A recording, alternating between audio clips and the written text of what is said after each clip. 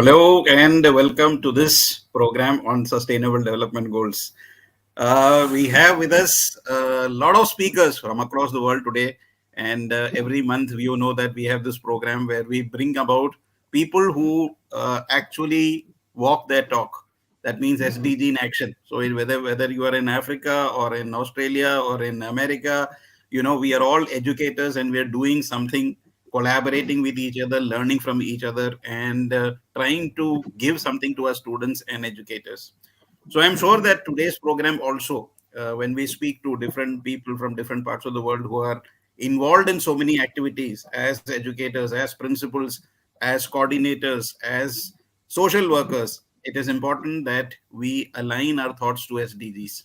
So I'm going to hand over the proceedings of the day to Alka ma'am, who's our AIF Global Ambassador, and she is a well-known person in the global circuits. We are happy that she is going to moderate the first part of our session, and we'll be having the speakers one by one. So Alka ma'am also has been involved in a lot of SDGs, and she also is a host to many programs. So she is not a stranger to these kind of programs. So I'm sure that most of the speakers also will be known to her. So, Alka ma'am, it's over to you. So, let's see how the program goes, and then we'll carry on with the speakers one by one.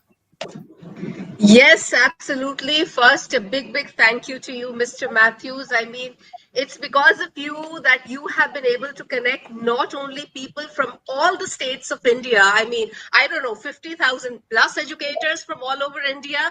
And not only that, now it's a global community. So hats off to you and big kudos. And yes, uh, every small action matters because when 7 billion people do that, it will change the world. And if we really want to make sure that sustainable development goals, as we call them, should reach their aim by 2030, then we really need to make it happen. And not just by talking, actually action.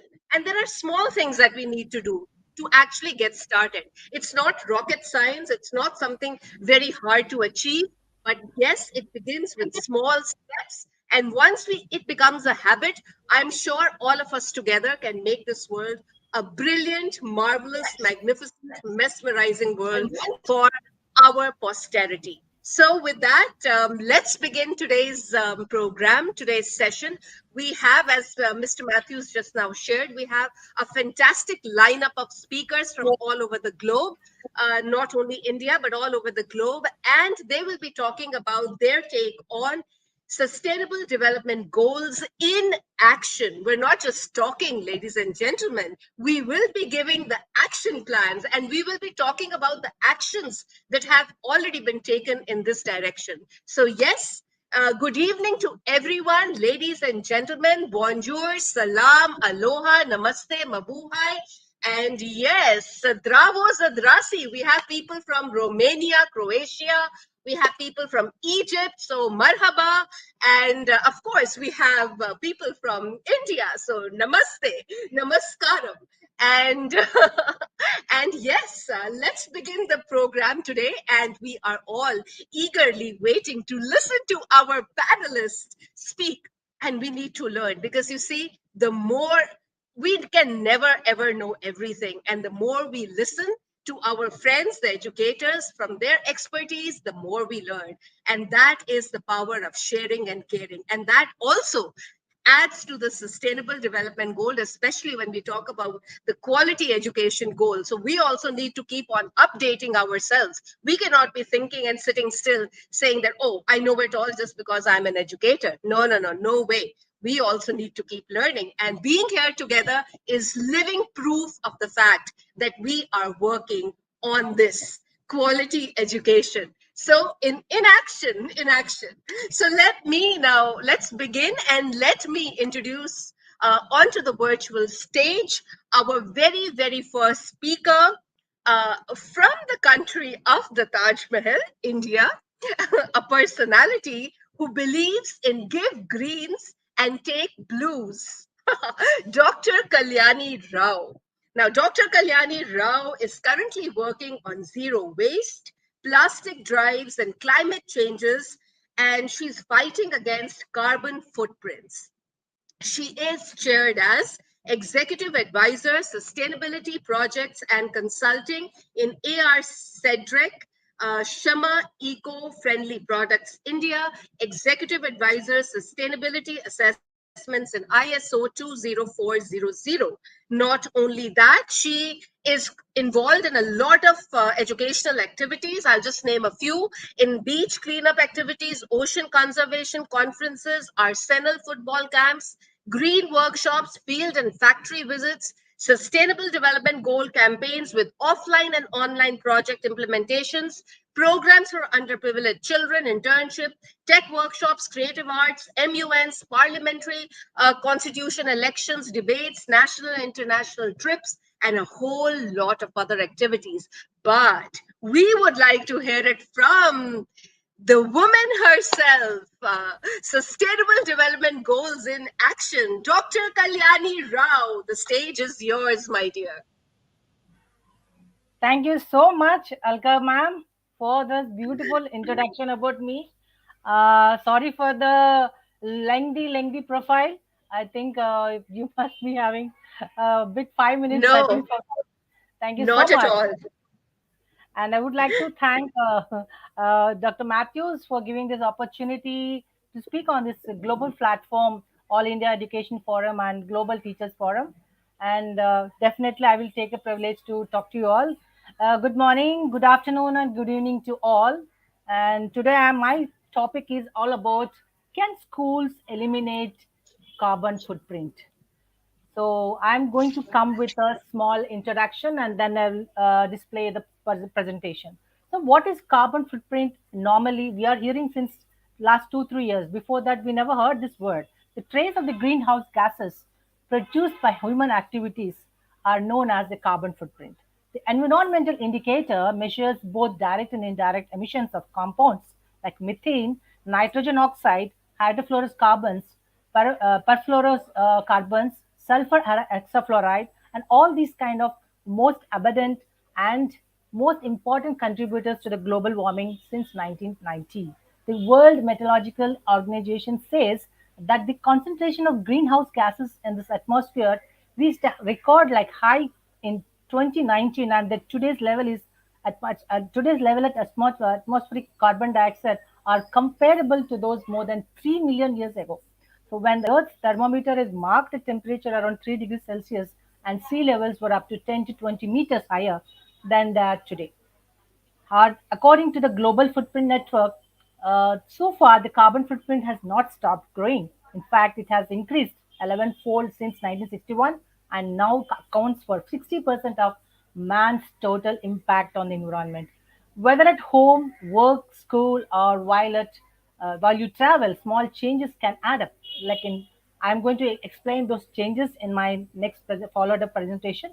So, in brief, I would like to say uh, there are a number of carbon footprints calculators. So why can't we use some calculators which is available in the Google nowadays? There are numerous free links where we can think about how much we are how much we are discharging and using which is eliminating against the environment, that is the housing size and energy efficiencies, etc. Even by flying, driving, and working, partying, we are producing a lot of carbon footprints towards the environment.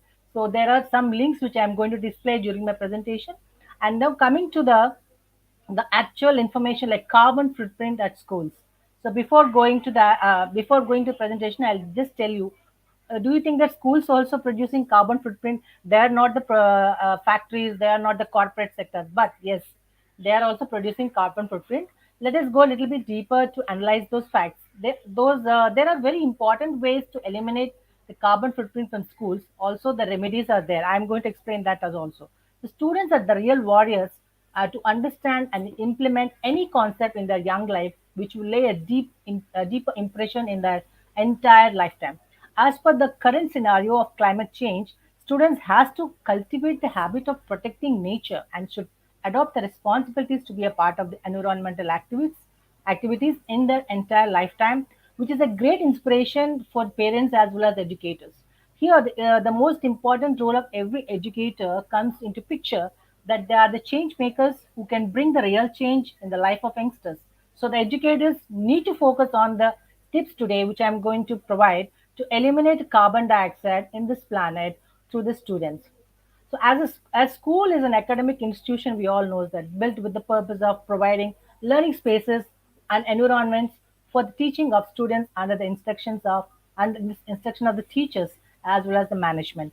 A report by the Sustainable Development Commission on carbon footprint for schools suggests that there are several ways and techniques to reduce carbon footprint in schools when certain actions are taken with the support from the governments at all levels, and also the schools can perform and initiate at the school level. According to my study, that emission of greenhouse gases from schools stands at 9.4 metric tons yearly. So they spread from the heating of the school buildings, the students and staff wastes, also from the activities of companies providing goods and services to schools. So we never even thought of these things. Yes, it is projected by 2020 the schools would have successfully reduced these carbon footprints to half if effective actions are taken. In essence, carbon reduction methods in schools should be projected towards focusing on activities that align with their care values like teaching and ensuring the academic welfare of students. So, what is the average carbon footprint? In reality, this question is a little tricky to answer. It is really depending upon on the averages we are talking about today. Whether a person for a person or a business or a country. Even then, there are many different factors that contribute to an entity's carbon footprint. So let me share my screen now.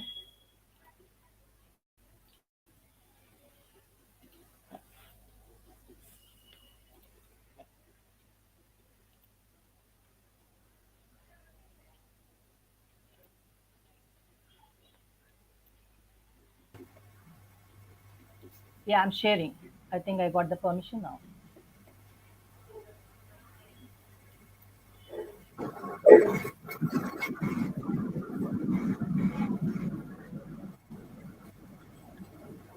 Will you able to see my screen? Not yet, ma'am.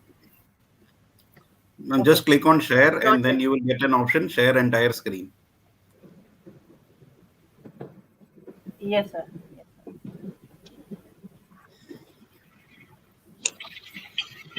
sir. I think you got it. Is it, Yeah, is it it will viewable? come. I think it's coming. Yeah, yeah. Now it's okay. 1 second.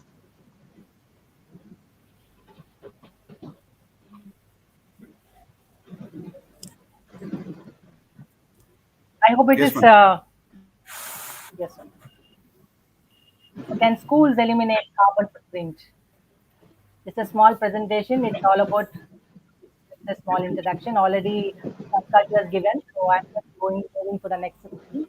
So these are the table contents I'm going to. Already I've done the introduction.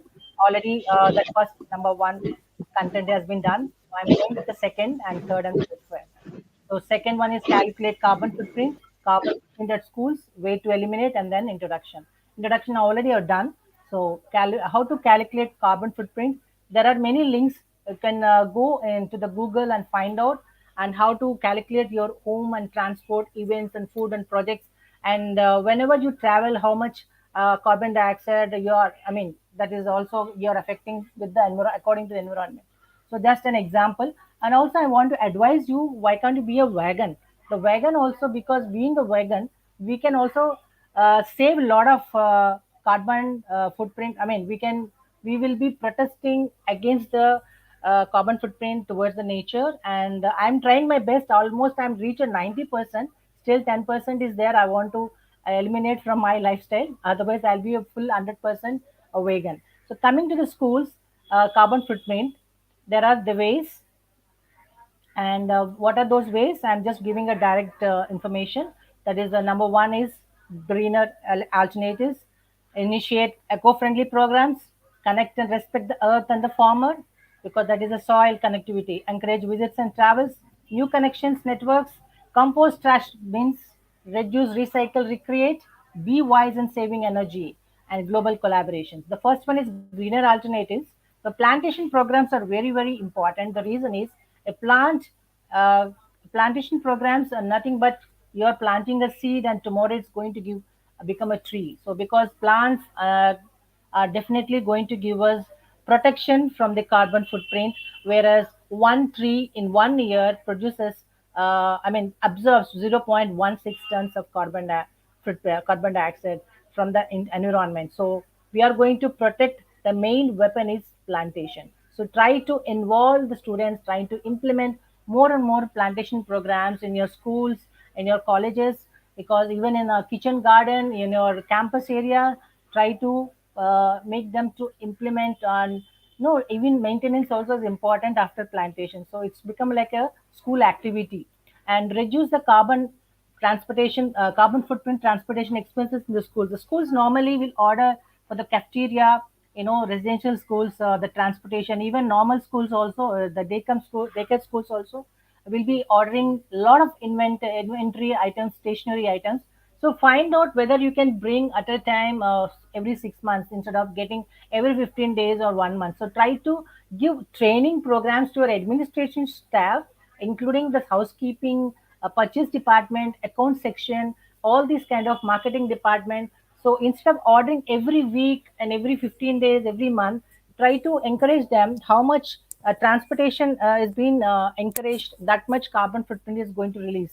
So that is one of the aspects we need to focus a lot, and reduce the paper usage inventory system, because a lot of paper use be using in the administrative department. So try to elevate them. They try to inject the eco consciousness within their minds, so that they will stop reduction of, usage of lot of paper, because each paper is going to cut one plant. At least one book will be cut one plant.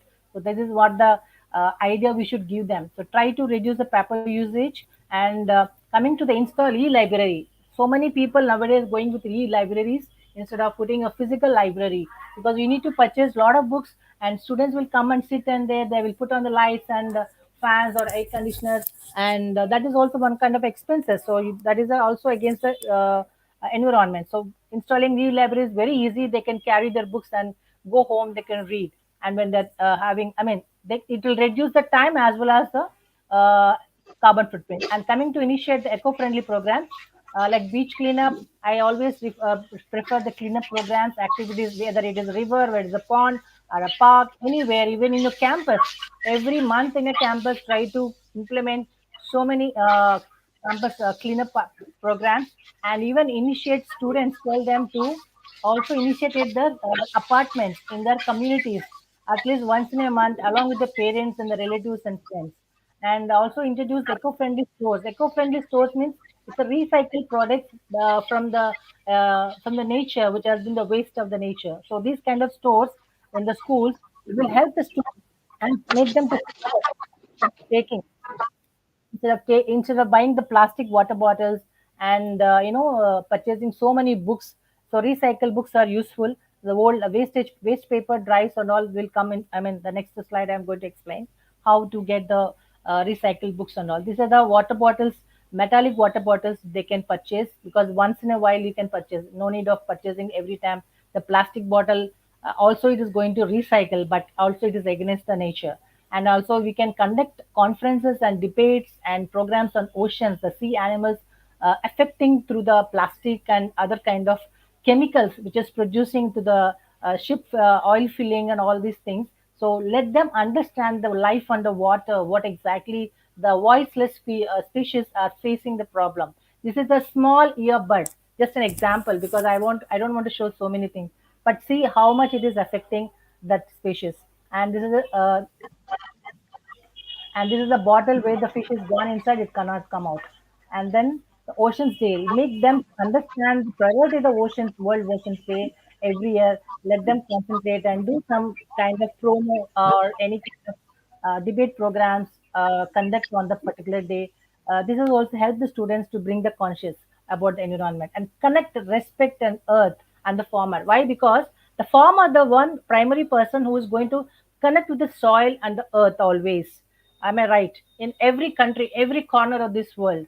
So the farmer is not actually mostly we will see he is not a literated, and he was not having any kind of idea about the weather and the climate. But he is having particular information. He knows when the rain comes, when the summer is heavy. I mean, the summer winds will come. All these things will be having an idea because he connected with the soil and earth. But as being in the urban part, we don't connect with that soil.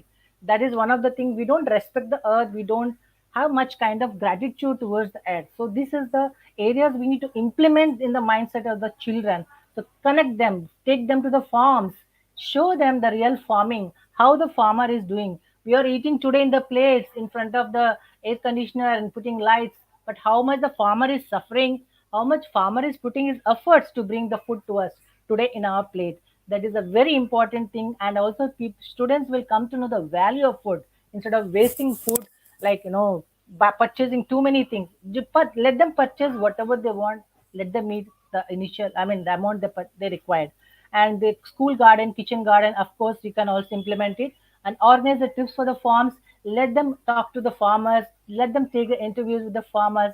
And this is going to be fun, I believe, that because I've implemented this program. And they can also take a videos and photographs, and they can produce it and in the school. Let them also bring some farmers, felicitate them in the school, and also show that the documentary which they've created Ma'am, the on the. slides are not moving. Are you moving the slides? Yes sir, it is a third slide now. I'm No, ma'am, moving the the. slides are not moving. So I think you just need to click on the third slide. Yeah, it is there on the third slide. Is that okay? I'm on the third slide, sir. Is it Slide. visible now? No, it's still on your introductory On the slide. first. Oh Yeah. my God. Oh, is it? Yeah. So you just click on the third wherever you are Well, right now. actually, all are in animation, sir. I'll just go back. 1 second. Yeah.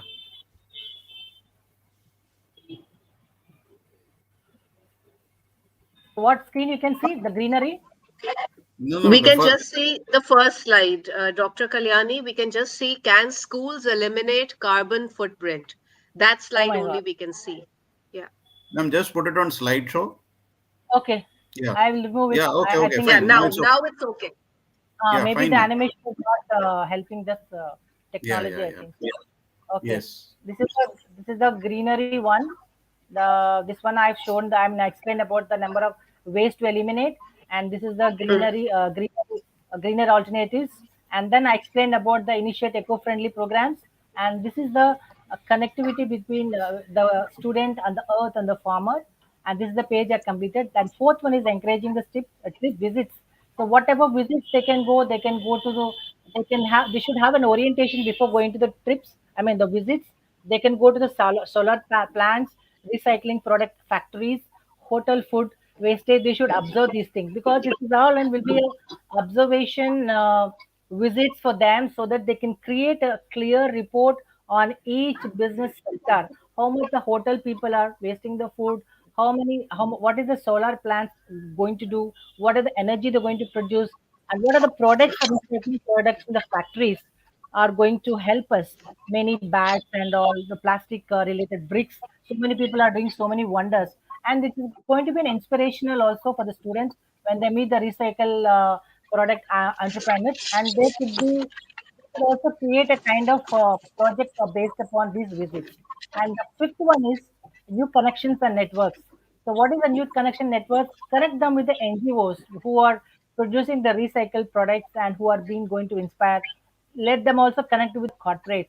The reason is they can talk to the CEOs and corporates how they're implementing the SDGs there in their sector and observe. Let them observe the wastage of water, food in those sectors, in those areas, how much people is going to waste, and also they should connect with the waste collectors in their area. Reason is, so suppose food is wasted in the school or somewhere, they can immediately call the waste collectors to bring the, I mean, to carry the food and forward to the people who require really in need, who are in need. And also e-waste and paper waste, they can also connect with the e-waste collectors or paper waste collectors to encourage themselves to complete the project and bring back any recycled products with that. And also they can prepare a project report, PPTs and videos. Of course, these are all common.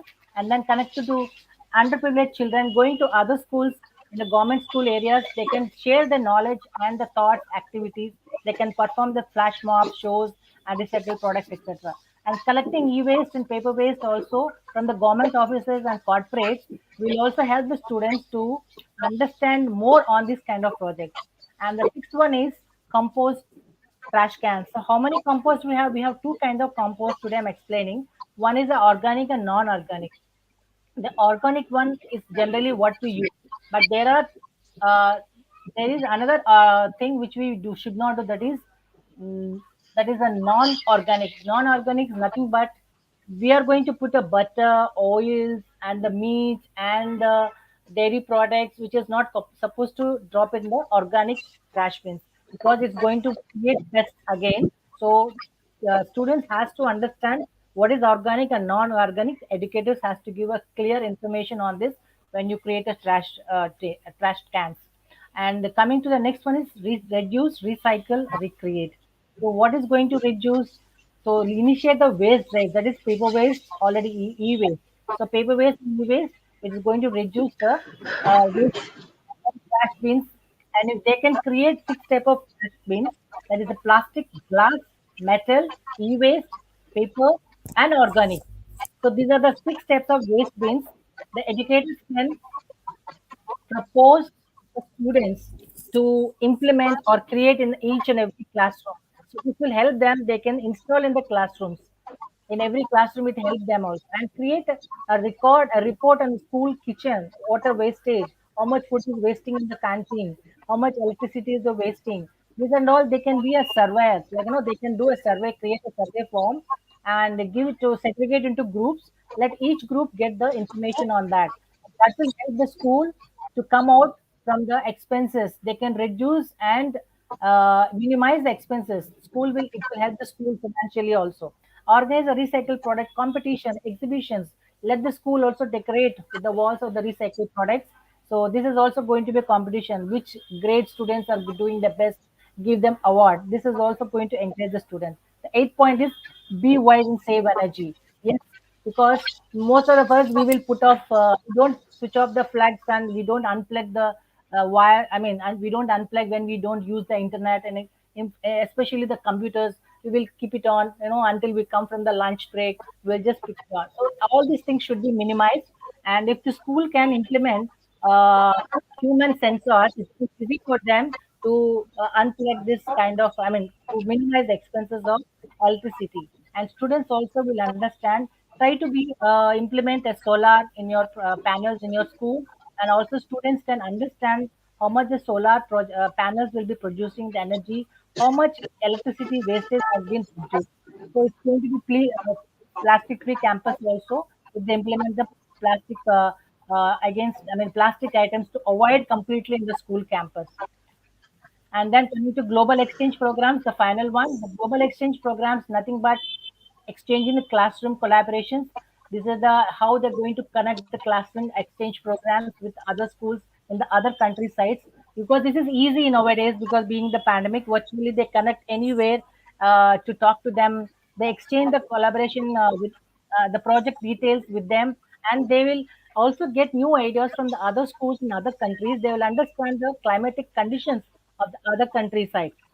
This has helped the students a lot to work on the project. And this could be a mutual project or individual project also. And the main information they gather from this also very important. They can do a debate, they can write journals, they can do plastic fashion shows, they can create even poems and all these things. They can perform and have fun also. Coming to the final one is the student exchange program. When pandemic is not there, they can travel to other country, meet the students in other schools, exchange their ideas, do the prototype projects there, organize the workshops on the solar products, recycle. Let them also learn new ideas from the other schools, and this will also create a good portfolio of the students after completion of the trip. That will help them to create for them. And finally, reach out to me if anybody required on the training programs of SDGs, project implementation, international exchange programs. And thank you so much for listening to me all the time. Thank you, Alkaji, and thank you, Matthew sir, and once again for giving this opportunity. I think I've taken the right time. I think maybe 1 minute more. Thank you, sir. Wonderful, wonderful, Dr. Kalyani. I agree with you. You know, there are so many simple things that can be done to change our carbon footprints. And I think more than ever before now, in we all humans, we all share a very common, destiny. We share a common destiny. We can master it only if we face it together. And we can do the wonderful tips that you shared, the wonderful plans and small steps that you shared, I think will go a long way in helping us. This is true sustainability. And like I said, and like you've been reiterating throughout your presentation, it starts from, small steps from the family, from the school, and then it becomes a part of us. And that's how we bring that change. And that's how by 2030, we can be assured that there is definitely going to be SDGs in the true sense of the term implemented world over. So fantastic. And as always, you were wonderful. Thank you so much. Thank you so much. And now, ladies and gentlemen, uh, meet our speaker all the way from the land of World Cup football, the Balkan Wars, the Lavender Fields, and the Game of the Thrones. Yes, I'm talking about Croatia, and I'm talking about Professor Vedrana Sarik. She is a mentor of economics. She has a master's degree in it, and she is employed at a vocational school in Croatia for the last 10 years. She is the author of several projects on e-twinning platform.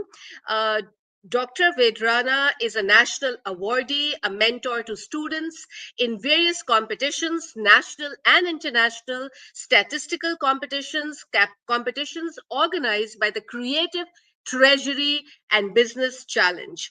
Currently in the specialist study of accounting, auditing, and analysis at the Faculty of Economics in OCJEC, Croatia.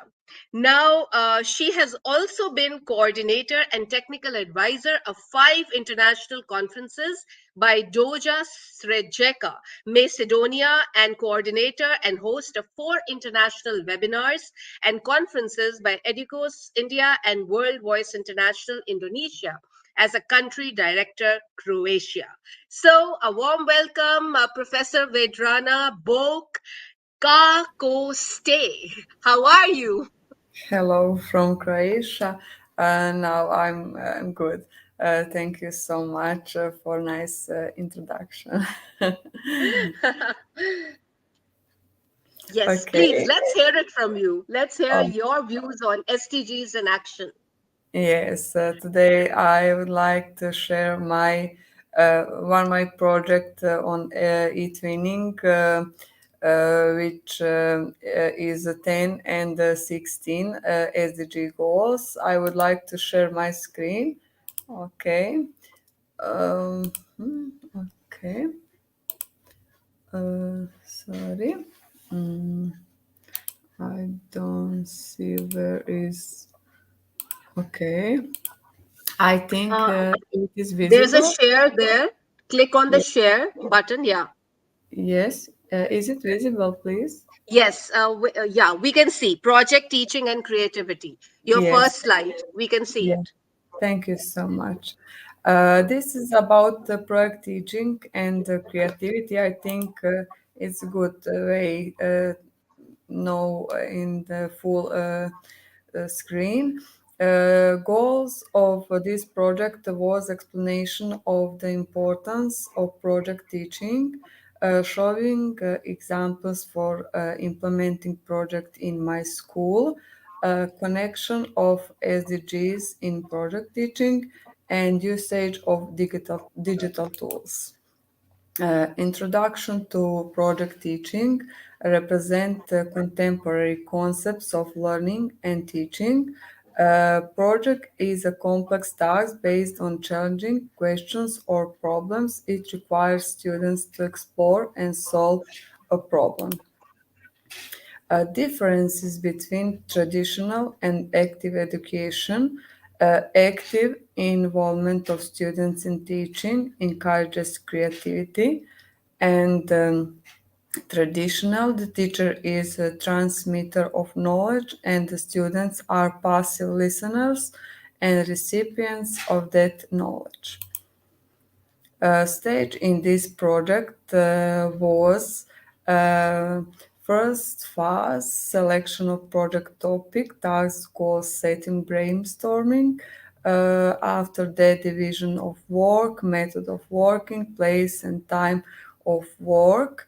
Now goes implementation. We with constant teacher monitoring of student work. After that, presentation of project results and presentation to the public, and in the end, in the finish, evaluation, assessment of project, feasibility, project implementation, uh, and presentation. This project names is Weavers of Life, Tolerance Day on 16 November. Founders was Gordana Janevska and Irena Bilic. That was on uh, last school years, but me and my students are also involved in this year on same project. We can see here numbers of professors and all countries which involved. Humans are the only living creatures on the planet that have the power to communicate with each other through the words that are their weavers of life. They open many doors with nice words. During the work on this project, students will create with a life full of joy, happiness, and love with beautiful words. Uh, Goals, the goal of project is to use beautiful words in communication because that is the only way for students to grow into healthy and positive people to spread empathy. Development of human values and morality in children, empowerment with examples of good behavior, presentation of good communication, encouragement to think about the importance of beautiful and cultural behavior, and development of ICT skills, creative thinking, art and language skills. And interdisciplinary linking of teaching content. Connection between the project and SDGs is uh, goal 10, reduce inequalities, and goal 16, peace, justice, and strong institution. Working procedures. I think I have time to read all. Part of school will agree on all activities during this project. Throughout various activity. First was the collecting contact of partner. After that, introduction to the project will be implemented, development and data project plan, mapping school, introducing teachers and students, creating a logo, puzzle page for presenting works, ebook, after that, realization of the project, implementation of creative ideas and activities, making art of beautiful words, writing proverbs that teach us life, creating a poster to mark the International Day for Tolerance, video made of the most impressive moments of project, and evaluation and dissemination was on e-twinning portal, school magazine, and school website. Students will express themselves on topic of their point of life through the use of beautiful words, developing creative, artistic, and literary abilities. They will organize video conferences, present a carpet of beautiful words, and the electronic book. They will master ACT tools. They will make new acquaintance. They take on different rules in team on group. The students work on the project in the school curriculum. We planned a project on a given topic and joined it. It prepared students by talking about tolerance. Students were given an assignment to work. We presented the project on school's full Facebook page and School Hire portal. This project is was award with national and European quality label. This is a certificate of registration of the project. This is Cloud of Kind Words, Flower of Tolerance. This is on Croatia. All participants can work on their language. This is poster of Tolerance Day. Uh, Carpet of beautiful words.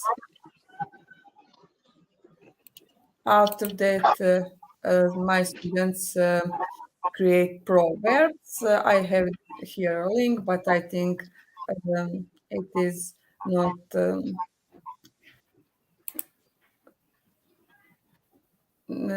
that I haven't time to show that. And this is our pin board at school. This create my students. Uh, and sorry, okay, I have problem with this page. Okay. Yes, under my mentorship, the students of the school participates also in the color the wall competition and their creative work, photographic drawings, and stories about promoting non-violent violence, tolerance, acceptance, and respect for diversity. In the opinion of the school, called the War Commission, we sent three best works to the Forum Commission, and the promotion of the best works will be published on the website of the Forum for Freedom of Education. And the dissemination of this project was on Škole Hire in Croatia and the Facebook page of our school, my school. This is my school. And thank you for your attention. Wow, so impressive. And I love the fact, Professor Vedrana, that focused a lot on the 21st century skills of communication, of creativity, of connections, and of collaborations. Because through communication, the children express themselves. Then you also mentored them for various competitions, like you were just telling us. And I think you've shared some fantastic and lovely ideas, as you have been getting comments also, and Miss Monica Agarwal, in fact, has said that, lovely ideas shared for the project work by you. And I think this is a great inspiration to others who can also do the same things. And that is why we're teaching sustainability to our learners and trying to make them lifelong learners. So their knowledge is not just limited to now, but their knowledge and their learning is just goes on as a lifelong learning. So congratulations, and keep mentoring your students fantastically. And thank you so much for sharing those wonderful points that you shared with us. Thank you so much, Hawala Thank Tipuno, you. and Yeah, thank you, God bless. Dr. Yeah, yeah. So now we have with us our next panelist, um, all the way from Croatia once again, and she is Jelka Jovanovac. I hope I got it right.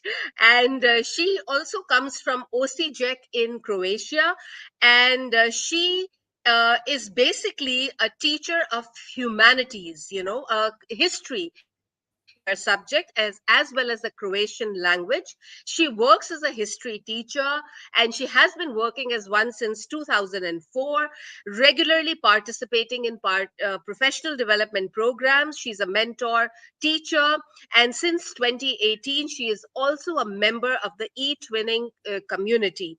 Not only that, she has been involved in many international conferences as keynote speaker, and she has been awarded with the European Award for E-Twining Project. She is currently a member of many educational platforms like GTA, executive board member of GEL, and she continues to show her eagerness and initiative to be a part of more such worthwhile programs. And not only that, student Wakelet Ambassador program, she has introduced a lot of innovations, and her have participated, and innovations in teaching, especially in working with children with special needs, is also her forte. So a big welcome to you, Yelka Bok Ka Koste. How are you?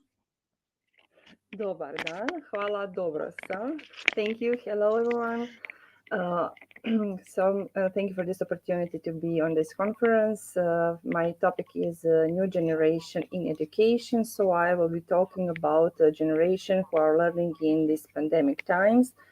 So I will talking about the skills important for our new age in teaching. I will show you some examples from my school how we do SDG in action. So I will talking about teacher role and role of schools in this time. And this is my presentation. I will share my screen.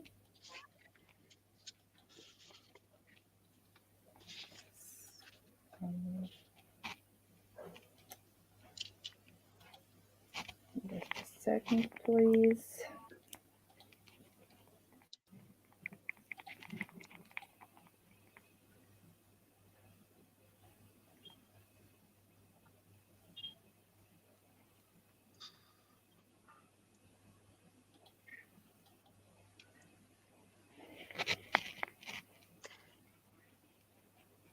There's a share button. Yes, I put this button and Click on that. only. Okay. Yeah. I see only this. Okay. I'll try like this. Just a minute. You'll just click on it, you'll get it. It'll show an option. You'll be able to do it. Okay.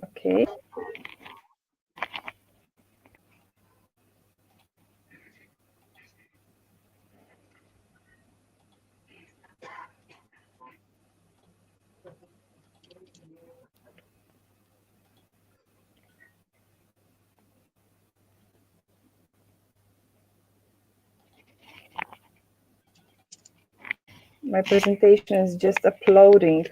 So Okay. Maybe you can give an introduction in the meantime. Okay, just a if minute. that, yeah. Are you sharing the slide or sharing the screen? Sharing the slide. Use the share screen option. Otherwise, it will take a lot of time to upload. Okay. Share screen option is there, not the share slides.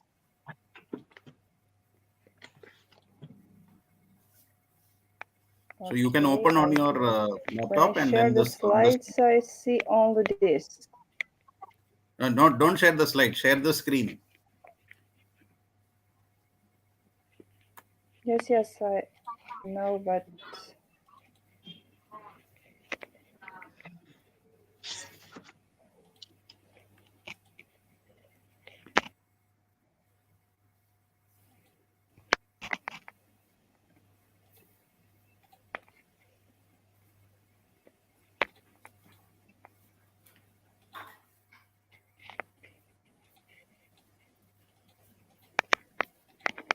sorry for this. This is technical. Yeah, technical issues will always be there. So we have no problem. We're still learning. Jesus, sorry. We all are learning, and this is this also shows SDG that in action. teachers are indispensable.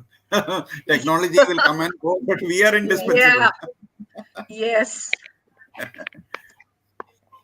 Sorry. Yeah, finally it's here. Sorry. Wonderful, wonderful. We can see it now. Okay. This is the introduction. As you said, I'm working as a professor of history and Croatian language, working for 18 years in elementary school DAL, and I'm a executive board member of GTI Agen. So this is the picture of my school when I'm working. We have 250 students. We are a small school, but we are very rich with projects and all activities. So the education is in crisis. The peak of this crisis caused by the COVID-19 pandemic caused almost 1.6 billion students around the world in the 195 states could not use their classrooms. So the schools were for the most part closed and students denied educational opportunities, which has left long-term social and economic consequences.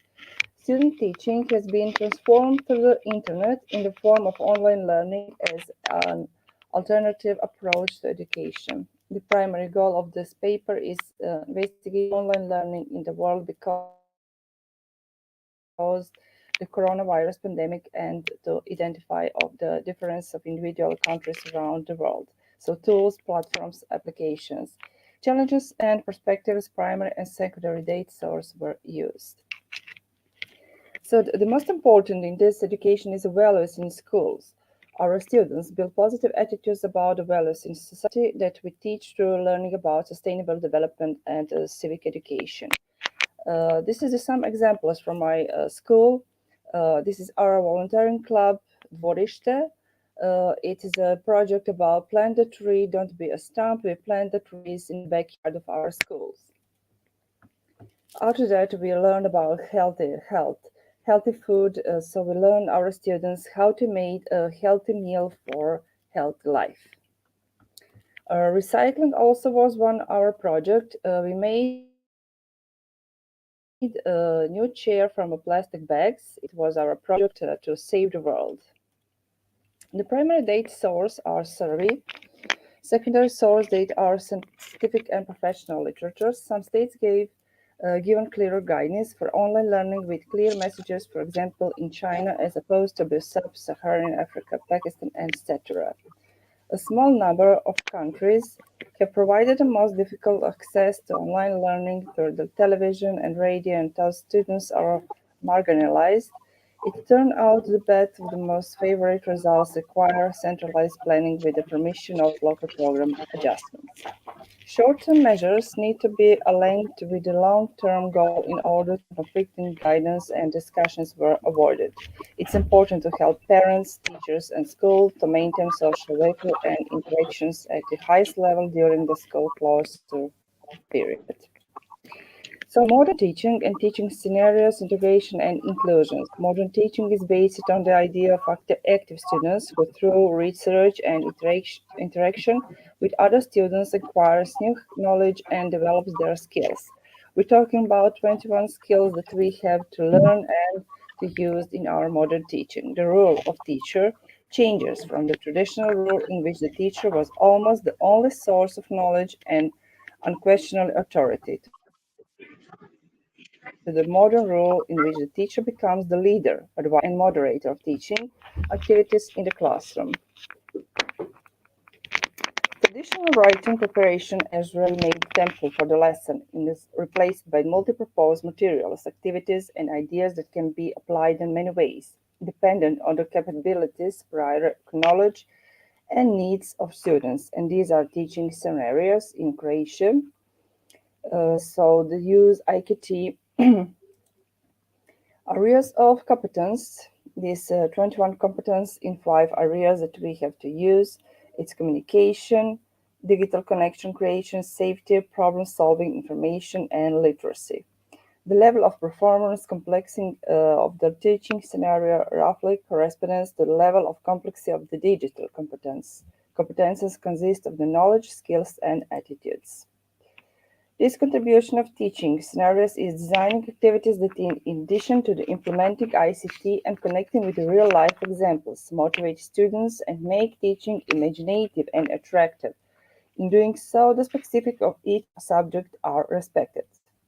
The modern school is a school for all students. It is inclusive and allows each student to progress according to his abilities, whether his gifts or his learning difficulties.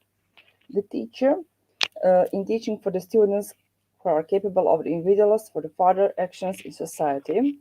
Modern learning is essential for a generation growing up in the digital world. Students of digital generation also need to accept that knowledge is a power. Knowledge is what contributes to a better society and world today. We need to encourage students to contribute to a better world with their knowledge and digital skills. To educators in pandemic, we also made some e-twinning projects. We learning about Scratch. During the pandemic, our students were forced to master faster digital competences. It was up to us teachers to provide them with access to the internet and technology. This was especially difficult and important for students in rural areas. Our school also belongs to the rural environment and has overcome such difficulties with the support of the municipality, country, and states. In my school, we work on e-twinning projects, so we have learned and used many digital skills in that. But we also have students with disabilities. For each student with disabilities, it is necessary to envisage tasks that will enable him to participate in all activities so that he can achieve the set outcomes. Before performing activities from the teaching scenario, it's important to ensure some prerequisites such as spatial adjustment of classroom space and workspace and temporal adjustment of activities in the scenario in relation to the abilities and difficulties of students in the classroom. The role of school in this time of education. Many of the educations we went through made our education easier during the pandemic. Our task of teaching students the values that build a better society in such situation has become even more pronounced. State government support was extremely important to the school system. Support went not only in the direction of technology but also on moral.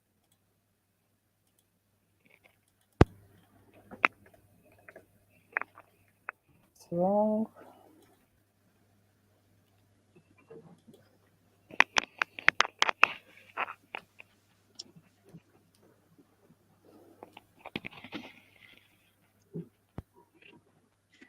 Is it over?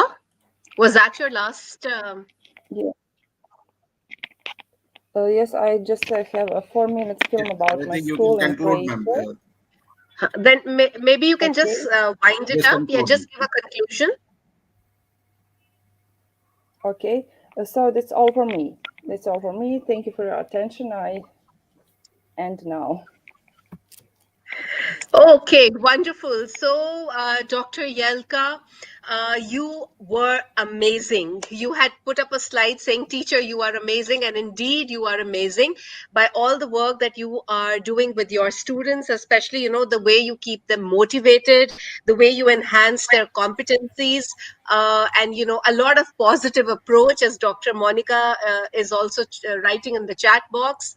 All these 21st century skills of creativity, literacy, all put into action is what actually is getting the learners motivated and energized to learn more and more. So, though the pandemic was there, but yet there was this energy in the children, there was this motivation in the children to learn more. And it's all thanks to amazing teachers like you. Thank you so much for the sharing.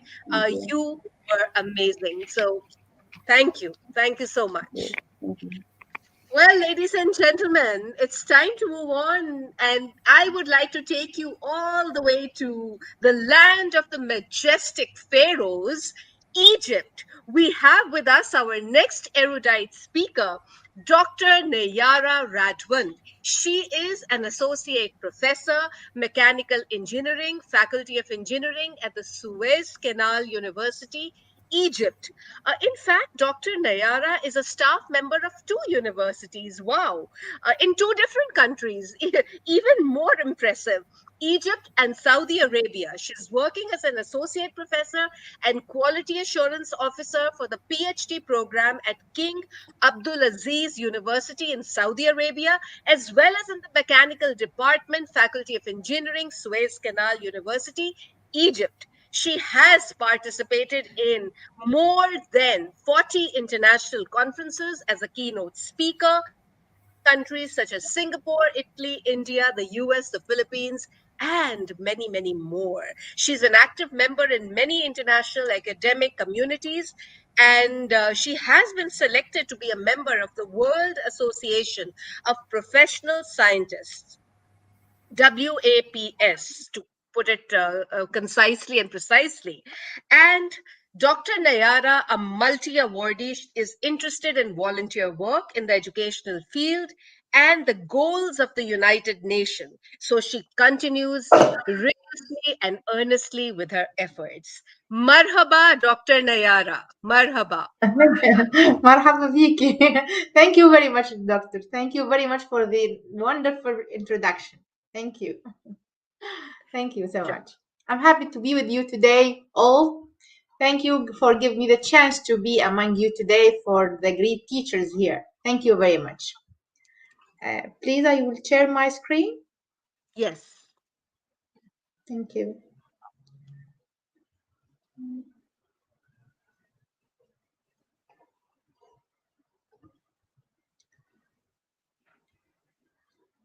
I choose entire screen or PowerPoint Entire screen, slides. entire screen. Please choose Entire entire screen. screen. Yeah, okay. We're learning SDGs in action. Yeah. It's visible now in full mode, please. No, not yet. Not Not yet. yet. I think it will It will come. It will come in a few seconds. Yeah, It's coming. Yeah, It's come. it's coming. It's great. Oh, Okay, today I'll speak about Sustainable Development Goal number 4, which about ensure inclusive and equitable quality education and promote lifelong learning opportunities for all. I will also share the effect of the pandemic on both on both SDG 4 and all Sustainable Development Goals. So first, let me introduce what is the Sustainable Development Goals. Sustainable development is a model of development that we can maintain and support. It is shared and long-term vision that countries have agreed upon to be the best path forward for improving the lives of people everywhere. Sustainable development promotes prosperity and economic opportunity, greater social well-being, and protection of the environment. So we can conclude that development that meets the needs of the present without compromising the ability of future generations to meet their own needs. As we know that there are 17 sustainable development goals. Today we will focus about just one goal, which is education. But before speaking about Sustainable Development Goal number 4, we have to deal about the key elements of any sustainable development. The key elements of sustainable development goals are 3 elements: economic growth, social inclusion, and environmental protection, all of which are addressed by the 17 goals and are interconnected with each other, as we see here in the figure. The global indicator framework includes specific targets and indicators for each goal. About Sustainable Development Goal number 4, why it is important? Actually, it is very important. It is important because we have 750 million adults are literate, suffering from poverty and marginalization. Ambitions of education are essentially captures in Sustainable Development Goal number 4 of the 2030 Agenda, which aims to ensure inclusive and equitable quality education and promote lifelong learning opportunities for all by 2030. For Sustainable Development Goal, which is education, we have 7 targets and 3 means of implementation. So we have 7 targets for expecting outcomes and 3 means of implementation. Of course, we don't have a lot of time to explain all these targets and these 3 elements, but I will go through these targets the main idea for each one, as shown here in the figure. This is the main idea for each target, and the main targets for the main idea for the targets. Now we have to focus about education before and after the pandemic. Despite progress, the world is not on track to meet 2030 education targets.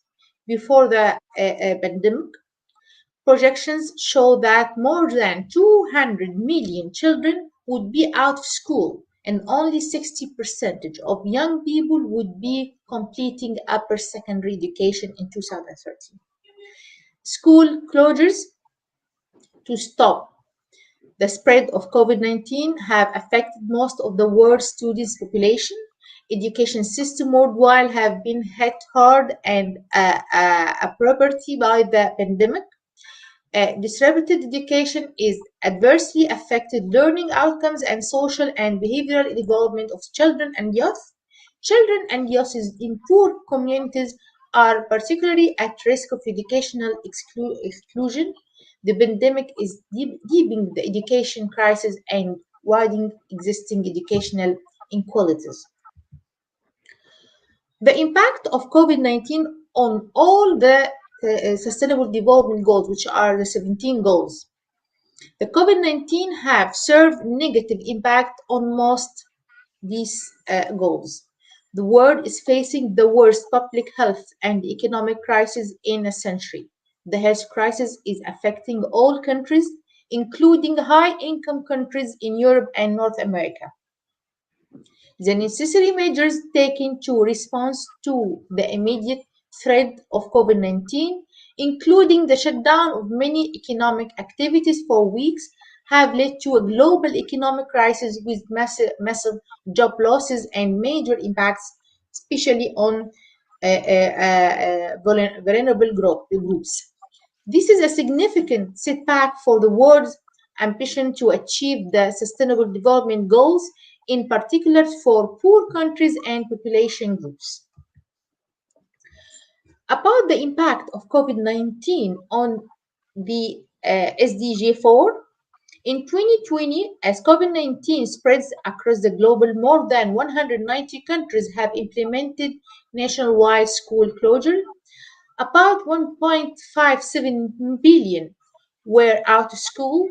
Although distance learning solutions are provided in 4 out of 5 countries with school closures, at least 500 million children and youth are currently excluded from these options. The sheer magnitude of school closures is likely to set back progress on access to education. Months of absence from school owing to COVID-19 are likely to impact education outcomes. In the longer term, prolonged absence from school is associated with lower retention and graduation rates and worse learning outcomes, in particular among segments of the population that are already in need, including members of poor households and students with disabilities. Despite progress, the world is not on track to meet 2030 education targets. So, education system worldwide have been hit hard and abruptly by the pandemic. Children and youth in vulnerable and disadvantaged communities are particularly at risk education exclusion. The pandemic is deepening the education crisis and widening existing education inequalities. So we can conclude the effect of the pandemic, the effect of COVID-19 on education in 4 points. Number one, school closures worldwide may reverse years of progress in access to education. Number two, without remedial action, the effects of COVID-19 will only add to the obstacles faced by poor children in completing their education.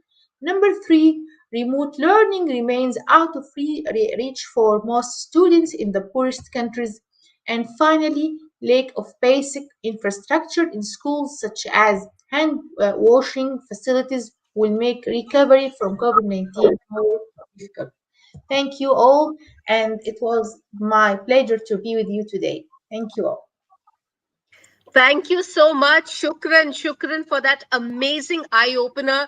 You shared so many facts and details, and you give those points in such an precise manner that it made the entire picture very clear. And yes, quality education, sustainable development goal number 4, I think is one very important one, because this is what's going to change actually the face of the entire world. And we as educators have a long way, have a hard task at hand, but nothing is impossible as long as we're all in this journey together. So thank you so much. Shukran once again for that wonderful presentation, Dr. Nayara. And ladies and gentlemen, we heard some fantastic speakers just now. In the first session, we had amazing takeaways from the expert sharing of Dr. Kalyani, Dr. Vedrana, Dr. Yelka, and Dr. Nayara. Enjoy the sessions. And now I will be handing, it's bye-bye from me now. I will be handing over the virtual stage to my lovely friend and very charming friend, Dr. Preeti Kutela, to take you through the next segment of today's immensely beneficial webinar. So enjoy, and a lovely evening to you all. Thank you so Thank much. you. Thank you, Dr. Alka. Bye-bye. Thank you. Thank Welcome, you. Thank you very much. Dr. Preeti. Welcome. Thank you. Thank you. Good evening, Mr. Matthews, and all the eminent personalities, our viewers on the YouTube. So happy to be addressing moderating rather, on this International Day of Happiness.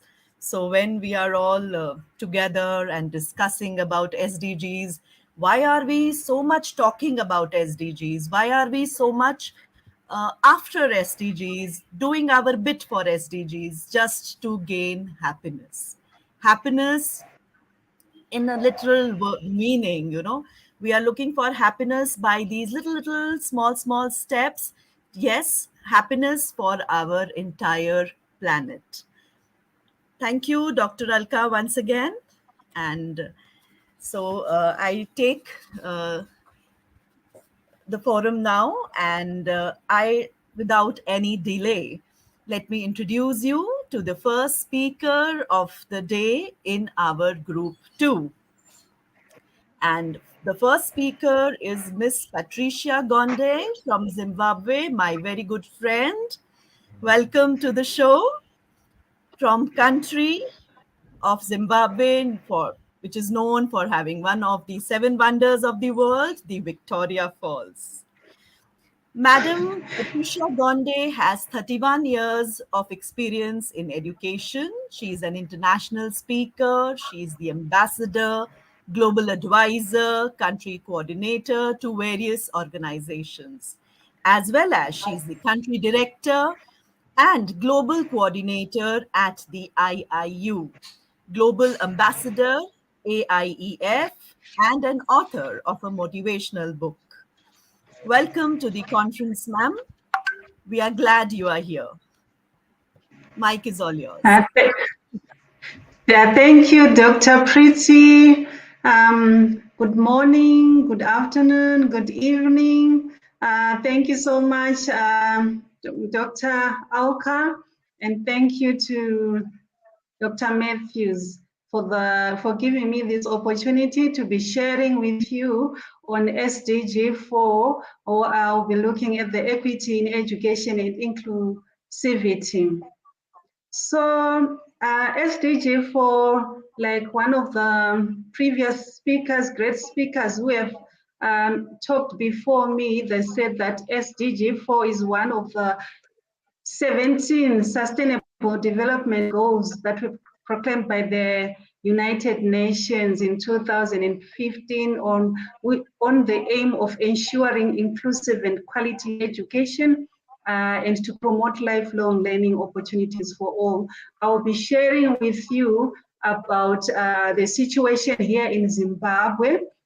When we are talking about equity, we have been faced so many difficulties because of COVID-19 pandemic, of which no one expected that it was going to happen. It was just a sudden happening that took place. For us, it was in 2020.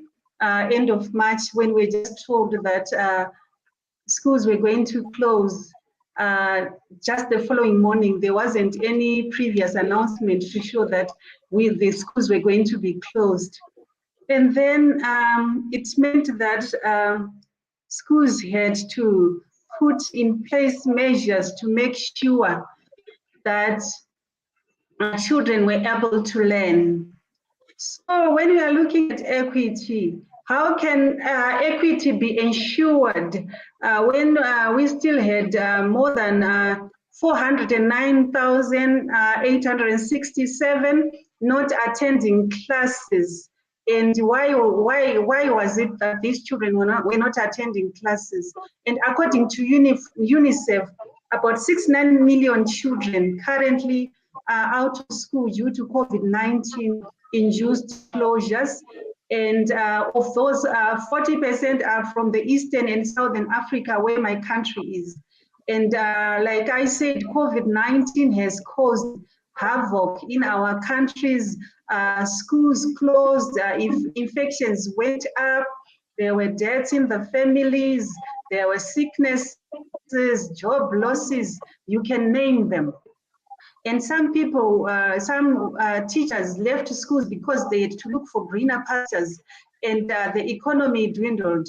So the Ministry of Education was also failing to pay those teachers.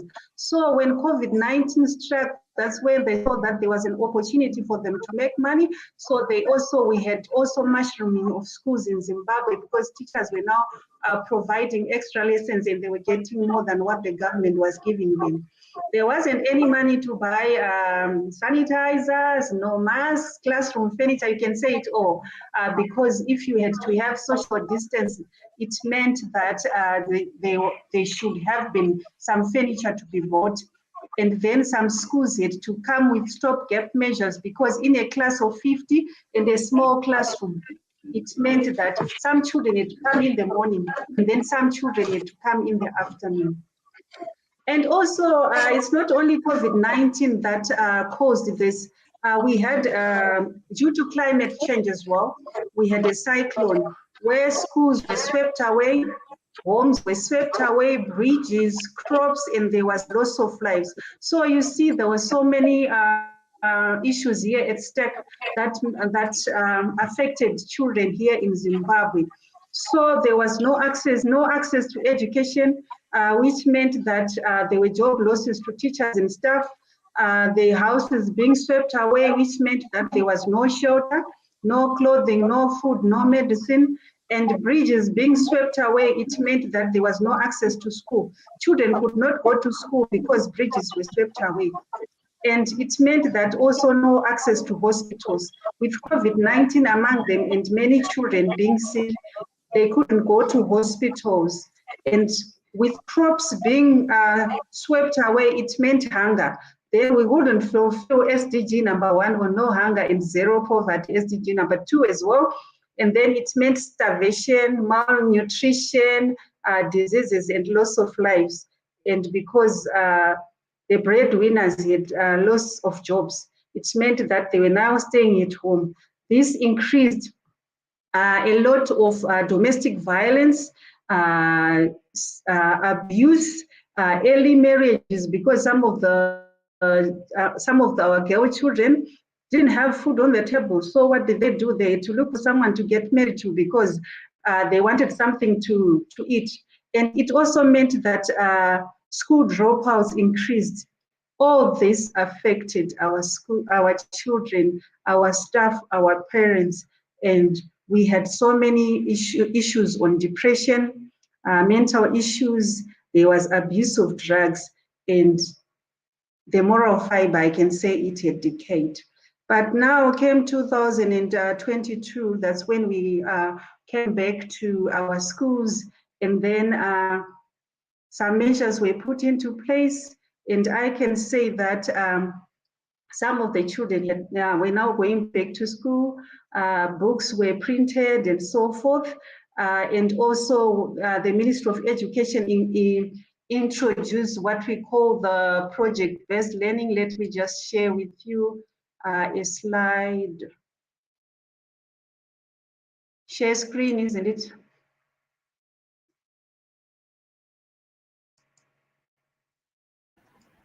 You have to share your screen, ma'am. I hope we can. Can you see my slide? Not yet, ma'am. Not yet. Right, it's okay. Maybe there's something that I did.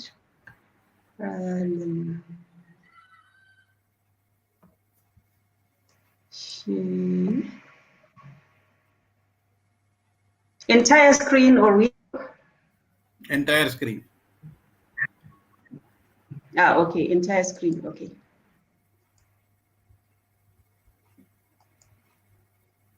Is it now there? It will come in few seconds. Hello. It's all right. It's uploaded. Okay. So it's okay. So let me just explain as it is uploading, and when it's showing, maybe you can tell me that it's now showing. So the Ministry of Education, because now the children were in schools, the exams were being written, most of them were theoretical, and with our children who were in the rural areas, they were being affected. So they introduced what we call competence-based curriculum. It is an assessment framework which we normally use with school with upper primary senior children who are about to leave school. So instead of looking at the theoretical exams, they introduced what we call CALA, continuous assessment learning areas. So of the subjects that we have, we've got about 6 subjects in the primary school. They introduced the competence-based curriculum, which maybe some of us can say it's a project-based learning, whereby its main aim, it is an assessment that requires the learners to perform and demonstrate their knowledge, understanding, and proficiency. And this is done through projects. And children carry out what we call a detailed study venture done by a learner in a chosen career area. Is it showing? We can see it. All right, thank you. All right, thank you. So this is what we call CALA. It's a continuous assessment learning activity. Its main and what are the characteristics of CALA activities? It is a problem-based activities. It has problem-based activities, just like some of the learners were talking, some of the speakers were talking about the 21st century learning. We want to encourage critical thinking, and this is based on research where learners generate knowledge, and it incorporates practical activities such as data collection through interviews, questionnaires, checklists, and observations and experiments. So by the end of year, every child should have had about 36 CALA, continuous assessment learning activities, which means 36 projects by the end of the grade 7, which is the where they leave for high school. So with this, it should show originality, creativity, and innovativeness. And it's the learning areas, normally they integrate what the topic that you give to children. It might integrate to other subjects like maths, like English. See with the examples that I'm going to give.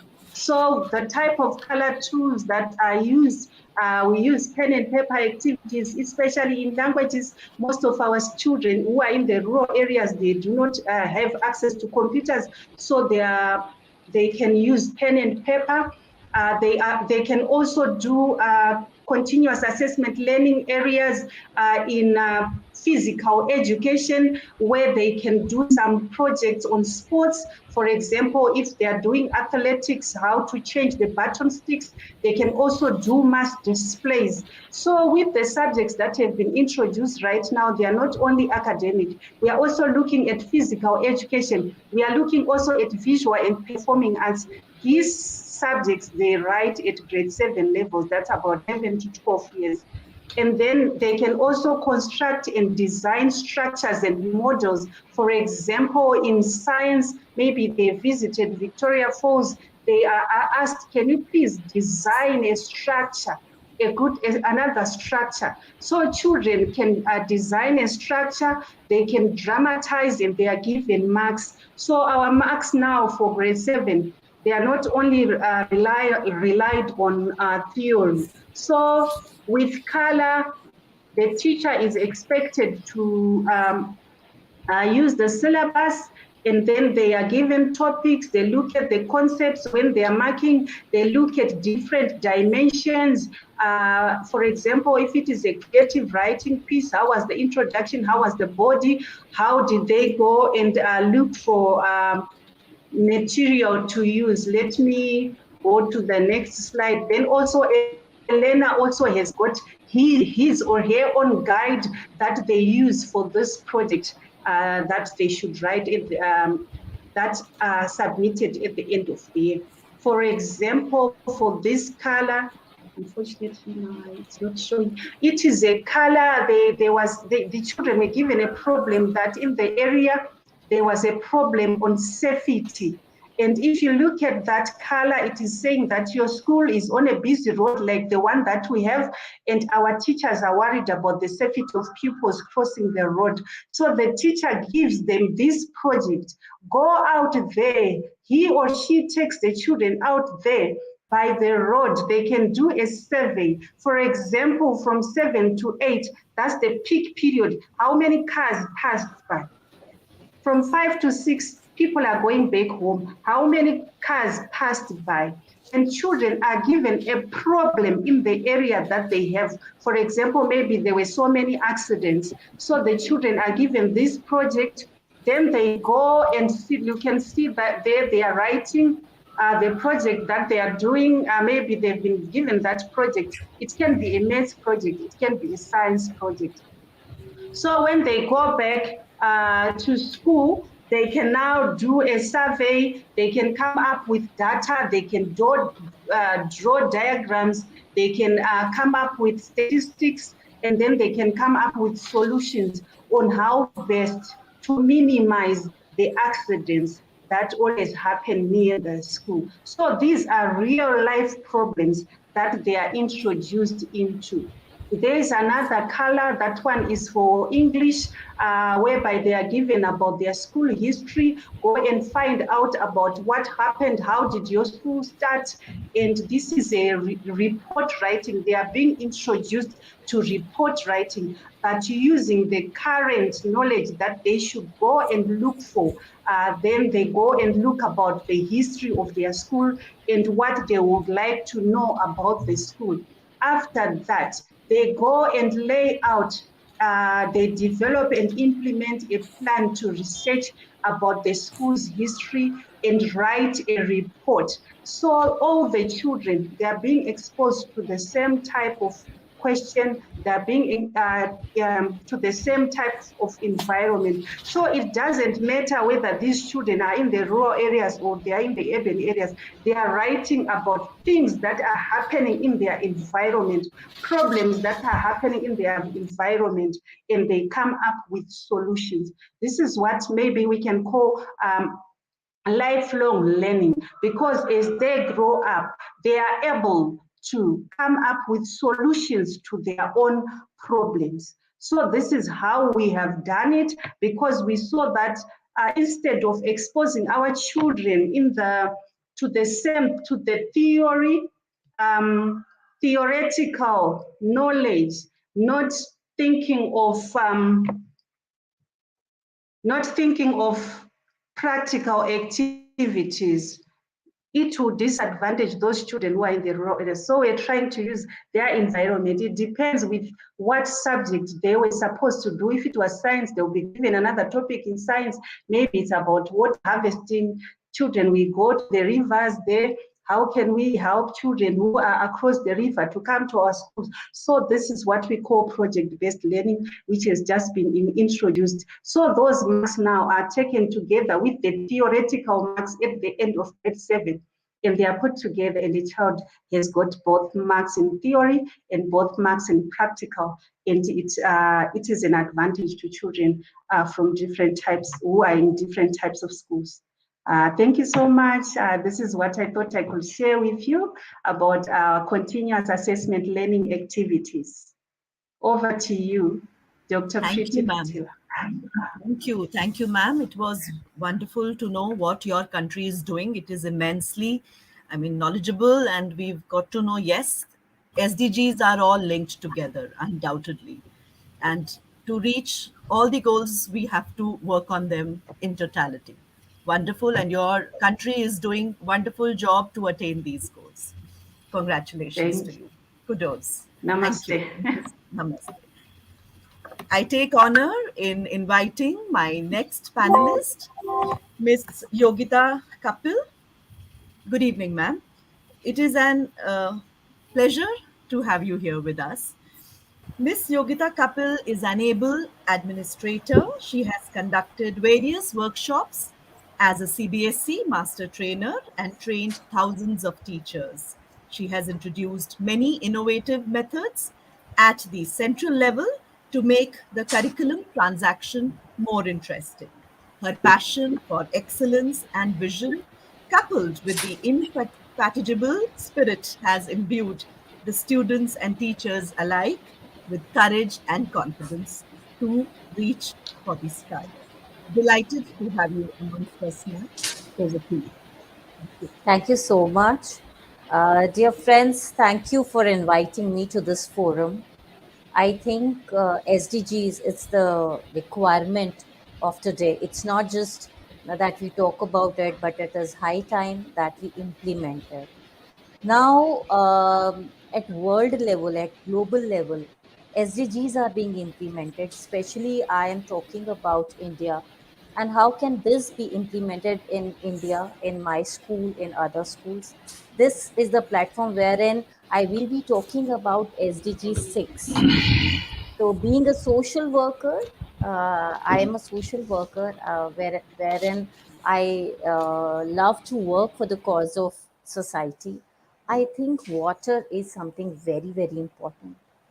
It's leaving us. We don't realize in the VUCA world where we don't know what is going to happen next. At least the problems that we know, let's find solution to them. One big problem of the VUCA world we just faced, and actually I should say we are still facing, that is Corona. Corona is not going anywhere and we know it all. It will change its form and in new different forms it will come and bother us all. It has bothered us enough and it may bother us in the future as well.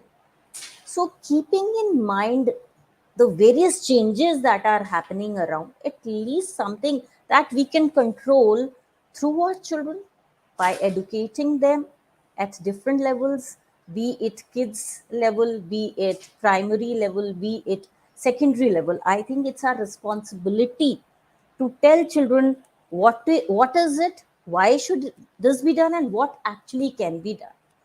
So, me being a principal, maybe here, maybe I can touch many lives, but I think more than me, a teacher who's actually dealing with the children can do a lot about it. So, we all know that water is essential to life. It constitutes up to somewhere around 65% of human body and 90% of the structure of plants. Thus, if deprived of water, no living being can survive for long. We will not be able to survive. There is no water, and we all understand it. We have, but I think there are very few who understand. We have to tell everyone. It seems that there's a lot of water. Water is everywhere. So many oceans are there. But what water, which water are we talking about? We have to see that. Nevertheless, this fundamental element to existence is seriously threatened because of pollution of rivers, suffers shortage in certain regions of the world, and costly management in cities. So there are many factors because of which water is becoming a major problem. Now, why education is crucial to achieve SDG 6? Education is essential, dear friends, because through education, any revolution is possible. We need to revolutionize the idea that we all must have clean water. We need to take care of the sanitization as well. So comprehensive water education provides the necessary tools to monitor water quality in order to reduce contamination. Lot of contamination has happened. It is happening and it will continue happening until and unless we take a pledge to inform all our children about the problem. It helps to improve water use by developing greater resources for its use and contributes to raising awareness among communities. We are directly dealing with communities. Children will be coming back to schools, and rather, they've started coming to schools after 2 years, 2 big years. Let's utilize this time. They understand already the pain of corona. Let's not add to any other pain in the world. Let's not die because of the crisis of clean water. This is the message I want to give to all the children, all the teachers who are present here, so that we all are aware and fighting together against this problem. So, early childhood care and education, do we really think a child who's just 3 years old, who's just 4 years old, or just 5 years old, will he be able to understand what water is? His life is entirely different. They are not aware of anything good or anything bad, especially some challenges, they hardly know about it. So, is it really important to tell these children, those who are 3 years old and 4 years old and 5 years old, will they really understand? Yes, dear friends, they will understand. And what they, so we'll have to come to their level and make them understand what is water, how important is water, where all the water is being used, and make them understand and realize the quantum of water is a quantum of water that is being used every day. We can make it through our interactions with them, through different activities with them, talking to them, storytelling for them, puppetry. Maybe we can do some puppetry with them, and also the uh, best thing that COVID has given us, the technology. So with technology, of course, showing them some cartoon series or something wherein children understand what is the quantum of water that is being used. Right. So this is only for the children who fall in the age group of 3, 4, and 5. So we first of all need to tell them this is the amount of water we require every day. With this, after they become little aware of the quantum of water being used, so we need to check them and introduce the daily actions that are involved in water usage. So some habits, maybe proper hand washing habits, maybe brushing the teeth, maybe switching on and off of the tap, and also sanitization skills. With sanitization is again, I would say again, a chemical or something. Let's forget about sanitization, but sanitation at this time is very important. We know so much of dirt is going to the rivers, and this water, 70% of people are using this dirty water for daily usage. So we have to inform these younger kids at this age only, and dear friends, by the time they become 5, they start understanding the world. So it is right time to introduce at least with the idea of the water usage, and few habits they can create by 5. So they need to see how the hands are to be washed, how the sanitation is to be taken care of, and also the daily usage of water at different levels, maybe at school level, maybe at home, etc. Now, when they grow up a bit, so that means I'm talking about the primary wing. When children are above 6 and they are for next 5 years, they are in primary wing only. So, in primary education, at this stage, learners get acquainted with the principle of water abundance and difference with water scarcity. So, abundance they've understood, but again, we say there is water scarcity. Ma'am, how is it possible? You only told that there is abundance of water. Now you're saying there is a scarcity of water. What does that mean? So, make them understand which water is facing scarcity. Is it the ocean water, or is it the water that we see, or is it the drinking water? So we need to tell our children what is the difference between abundance of water and water scarcity. So both in terms of both economy and in terms of physical availability of water. And let them be aware that water is a finite resource. The clean water is a finite resource, it's not infinite. So we have to be very careful while using the water. Now, this is the time when they can develop their understanding of conscious water consumption, thus motivating themselves and others to change pattern of unsustainable water consumption. This is the time when they should understand that the water conservation has to be sustainable. We have to tell them in classes, through activities, through stories, maybe taking them to some water plants. But this is the time when they should be told about everything. Now, secondary education. Gradually, children now will, after another 4 or 5 years, they will go to secondary education. So the concept and calculation of a person's water footprint is to be introduced. Water carbon footprints we've heard, water footprints are also there individually, right? So learners develop their understanding of human engineered water management system.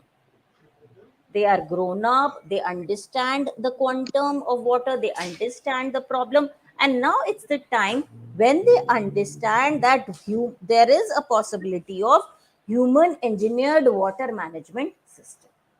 So, and it is very expensive. This also they should know that it's very, very expensive. So it is all about collection, cleaning, and distribution and redistribution. So I'm talking about reuse of water, thereby preparing themselves to manage competing water demands of agriculture, industry, growing population in urban areas, etc. So children at this age, they understand that though it is possible to reuse water, but it is a very expensive thing, and not all the nations and not all the states can afford it. So it's always better to conserve the water that already God has gifted us with.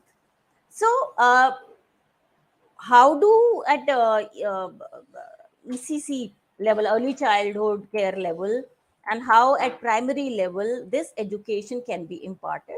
So I think we need to inform all the boys, all the girls, all the students through various posters. Maybe some poster making competition can happen. Maybe this competition can happen within the teachers, and then an exhibition can be put in the school where children are allowed to move freely and discuss with their teachers. So this is just one suggestion about exhibition. Exhibition can be of the students' posters as well as of the teachers' posters. Now, Wonderful, ma'am. I think we'll have to wind up sooner because the time no is up. issues, no issues, no issues. So I You've wind touched up a right away. Thank you so much. You've touched a wonderful topic. World Water Day is approaching on the 22nd of March, and it is great that we sensitize children sooner about its importance. Thank you, ma'am. So, next on my list, I call upon Dr. Mahereen Mia from South Africa. Welcome to the show, ma'am. Madam has doctorate and professorship in humanities, education, and humanitarianism.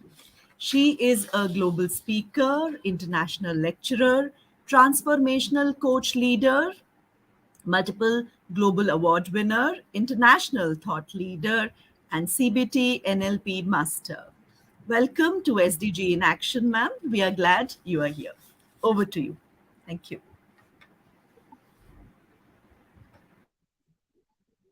Thank you very much. It's really an honor to be here, and I'm sorry that there was a bit of a delay with technical issues, but I'm just glad to be here now. Thank you so much for having me on the platform, and to every other speaker and for the organizers as well. I really appreciate it. If there's one thing that I think is key is this topic of education, and it's education at every level for everybody, and it's not just specific to any age group. So one of the things I wanted to talk about today was the quality education for a quality life. But I want to break that down just a little bit. If we have to look at the second portion of that topic, quality life, break those words down into life firstly. What is life? If you are listening to us right now, your life as it stands, what is your life about? And what changes do you wish for your life to be making for you to have betterment in your life? Then you go to the word of quality. What does quality mean for you? And if you have to attach it to the word of your life, what does you having a quality life mean for you? So when you want to have a quality life, what will it mean for you to change? What do you need to have changed within your circumstance, within your surrounding, for you to have a quality life as you're redefining yourself? If you need to look then at the first part of my topic, which is quality, realize how important education is for us to reach the second part of my title, which is quality life. For you to be able to amend or change anything for your life to become better, you have to educate yourself to the maximum level so that you can reach that life's goal that you are looking for. And if you're looking for a quality life change, then the education that you need to seek has got to be a quality education. If we have to look at the SDGs, every one of them is linked into the next.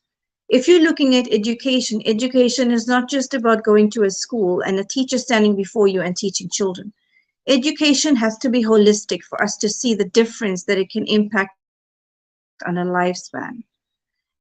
And whether you are a little girl or boy going into a school, whether you are youth in a high school, whether you are somebody at university, whether you're an adult going into adult schooling, you have got to understand what does quality education mean for you?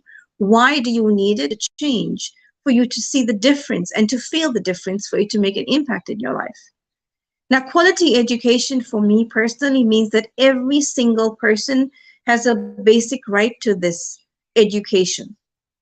Our children around the world have a basic right to education. Yet what are we finding when we look around the globe? If I look within my country itself, we have got specific tiers of education. You have got the private school, you have got the government school, and then you've got just a school who's just trying to get by. Why? Why do we have to have the segregation of schooling for our children, for our people, when everyone has the basic right to education? Education should be the free. It should be free for all. It should be at one capacity, so everybody has the right to be able to find that quality life that they wish to have. And that starts with the key quality education. So when we want to give somebody a quality life, we need to educate them to get there. But why do we need to segregate and have barriers in place where only certain people that get to a specific point in their education can get to a certain point in their life's journey? We shouldn't be hindering people in that way. Because I know from firsthand experience that when I walk into a location in my country, when we go into specific villages in parts of the world, and I meet and I speak to women, children, etc. there are people that are not able financially to be able to get to the perfect private schooling sector. But they have the potential within them to be the best of leaders.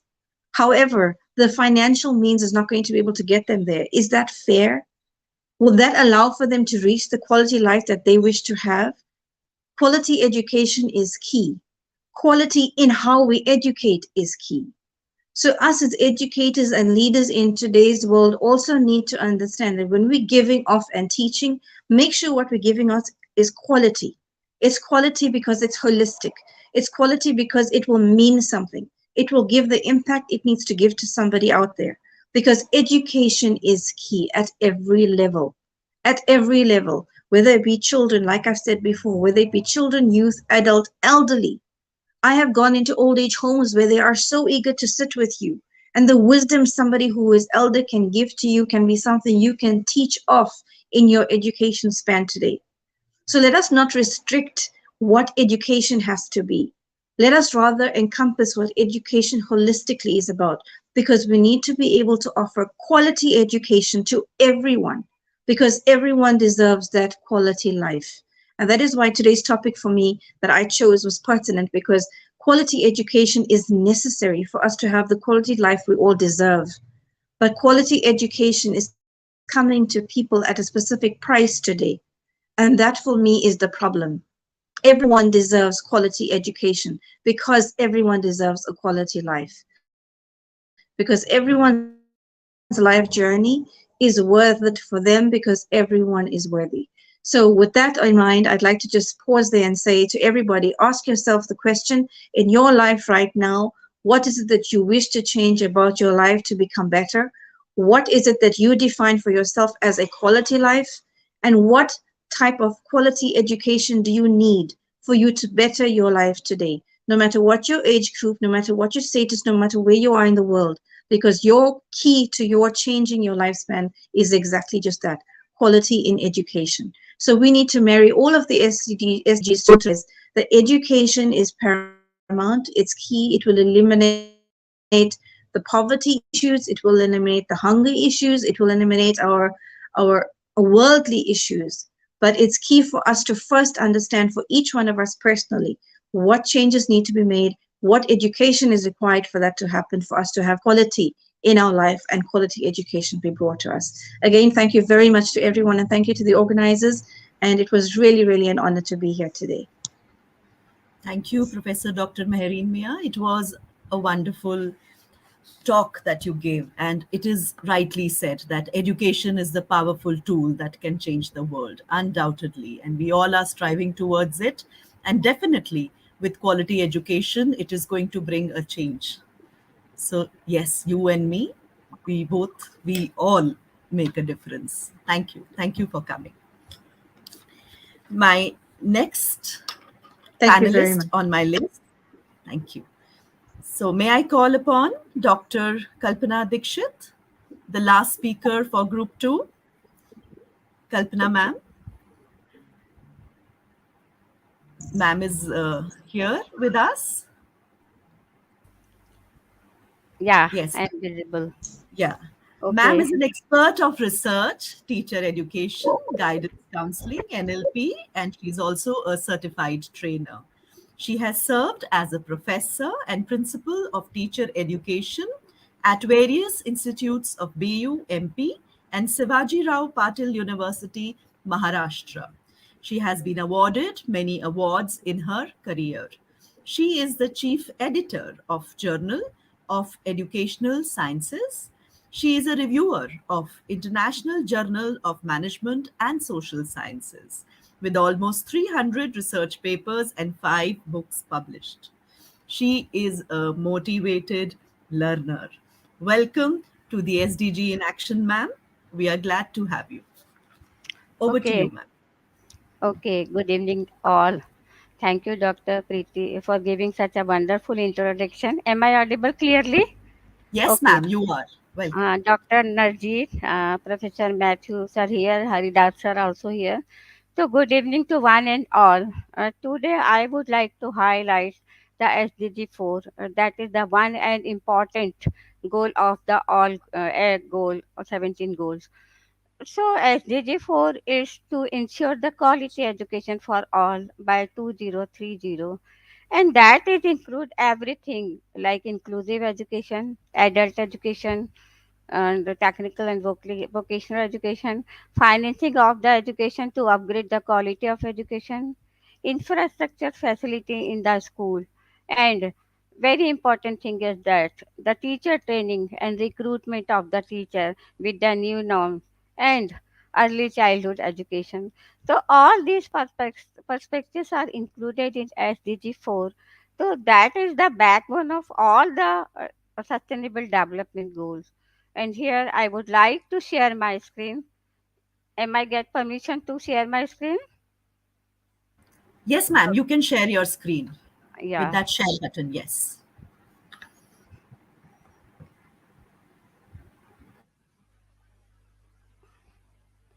Yes. My screen is visible to you all? Not Hello? yet, ma'am. Not yet, ma'am. Try again, ma'am.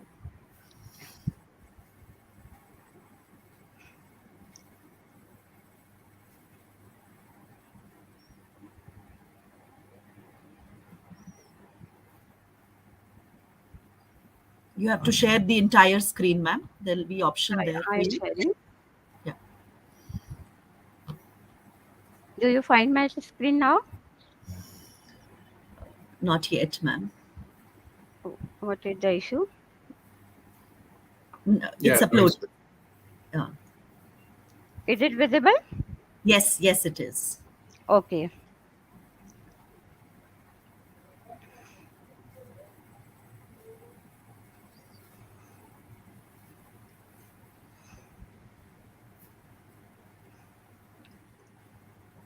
Am I visible, ma'am? Yes, yes, ma'am. Yes, you are. Yeah. Okay. The theme of the today's live session is SDG 4 in Action, Yeah. organized by Global Education Forum. You As can I put it told on you slideshow, earlier, ma'am. You can put it on sorry. slideshow. Slideshow. Yes, I have started this. You In can. after a few seconds, you will Okay. find. All right. Okay.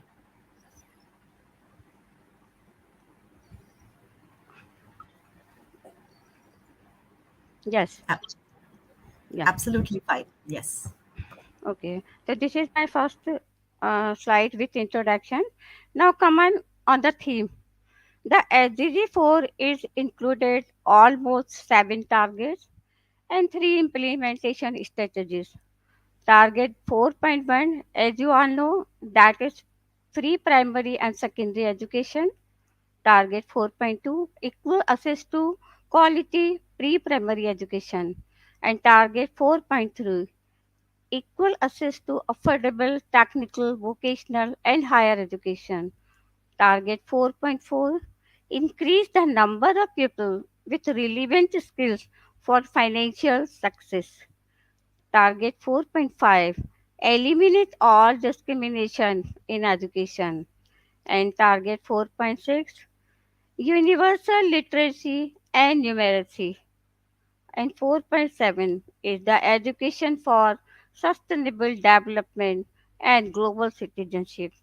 And all the three others are target 4.A, target 4.B, and target 4.C are the implementing strategies where number 1 is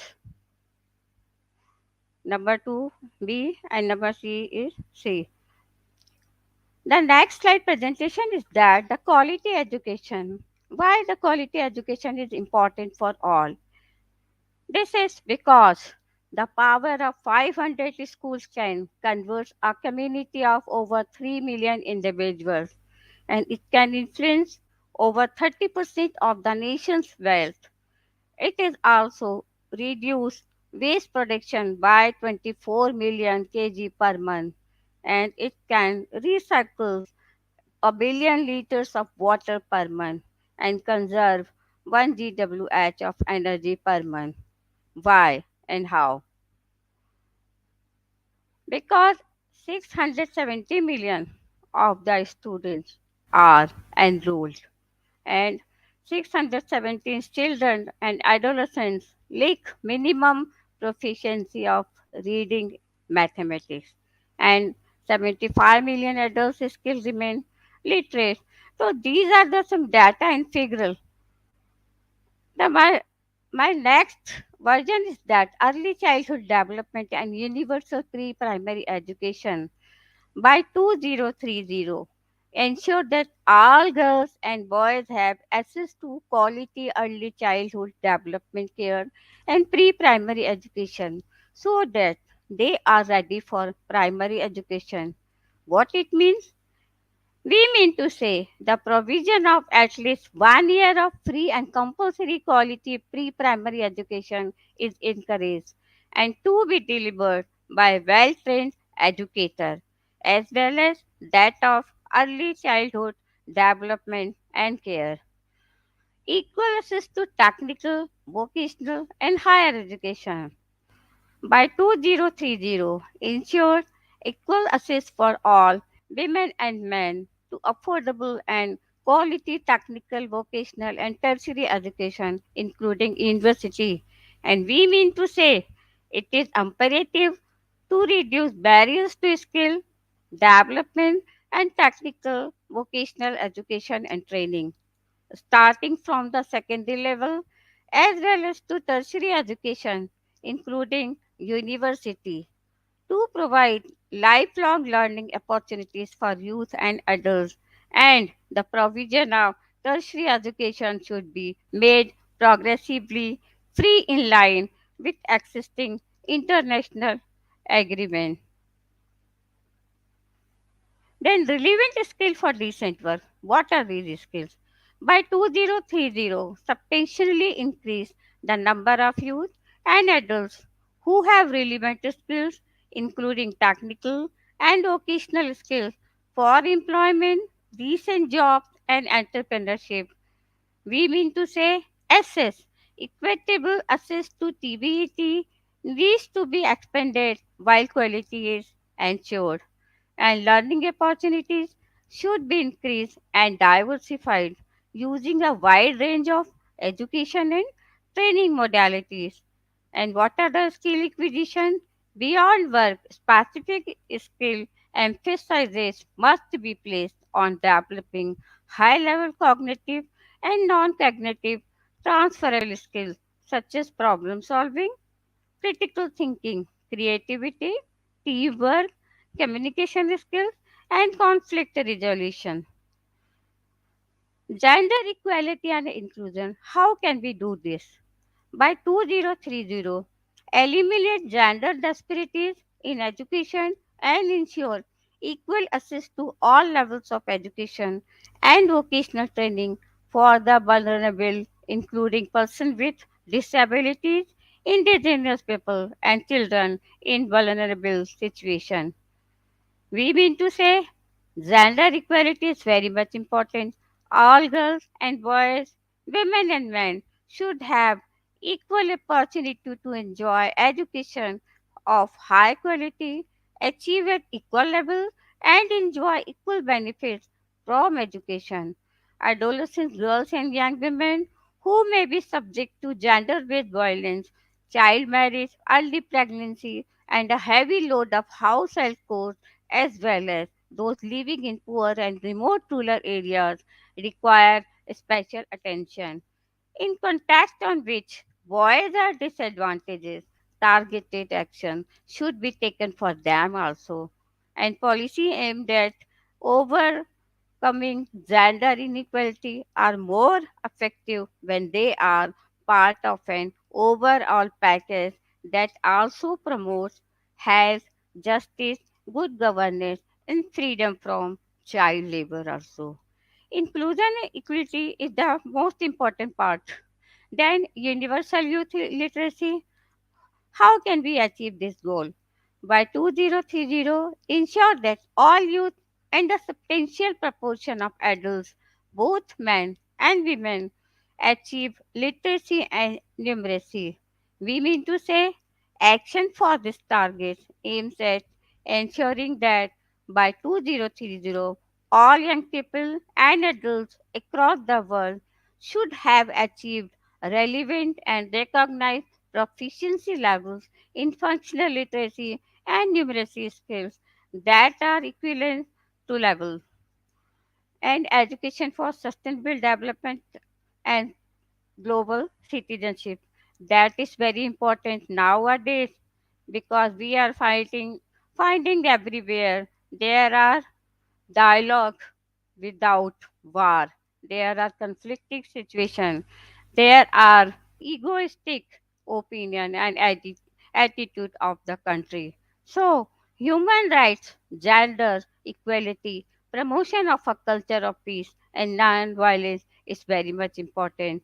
Global citizenship and appreciation of cultural diversity and of cultural contribution to sustainable development goal is the prime concern of the day.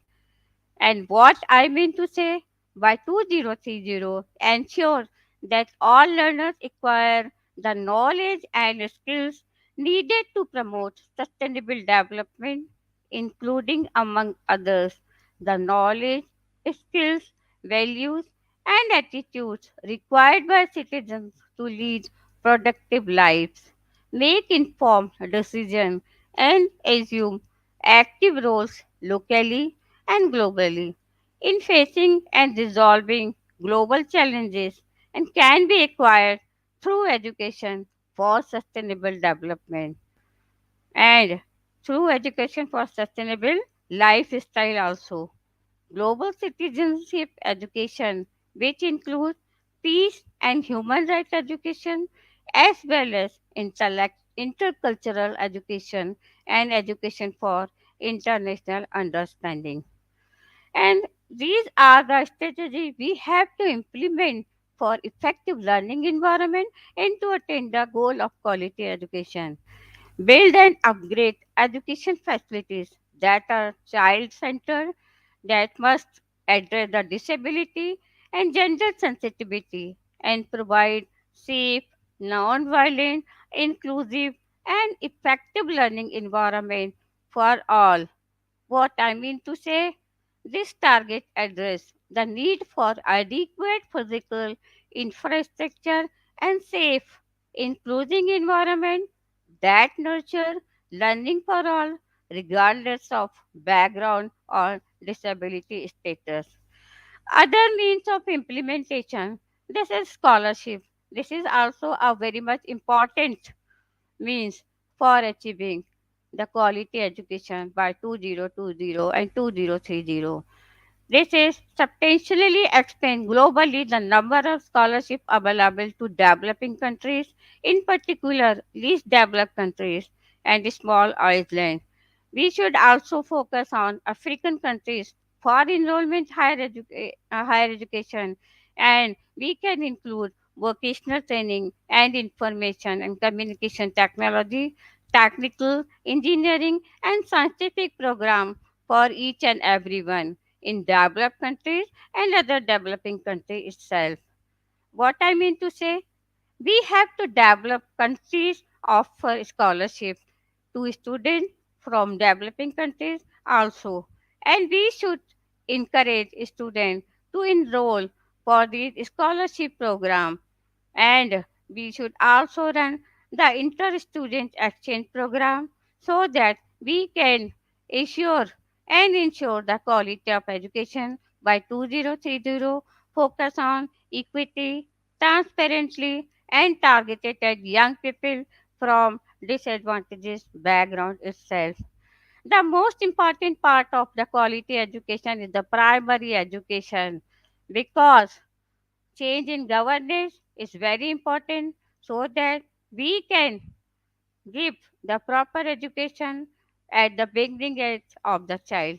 The NEP identifies that over 85% of a child's brain developed by the age of 6 and emphasizes on providing critical importance to appropriate care and stimulation of the brain in a child's early years for healthy brain development and growth.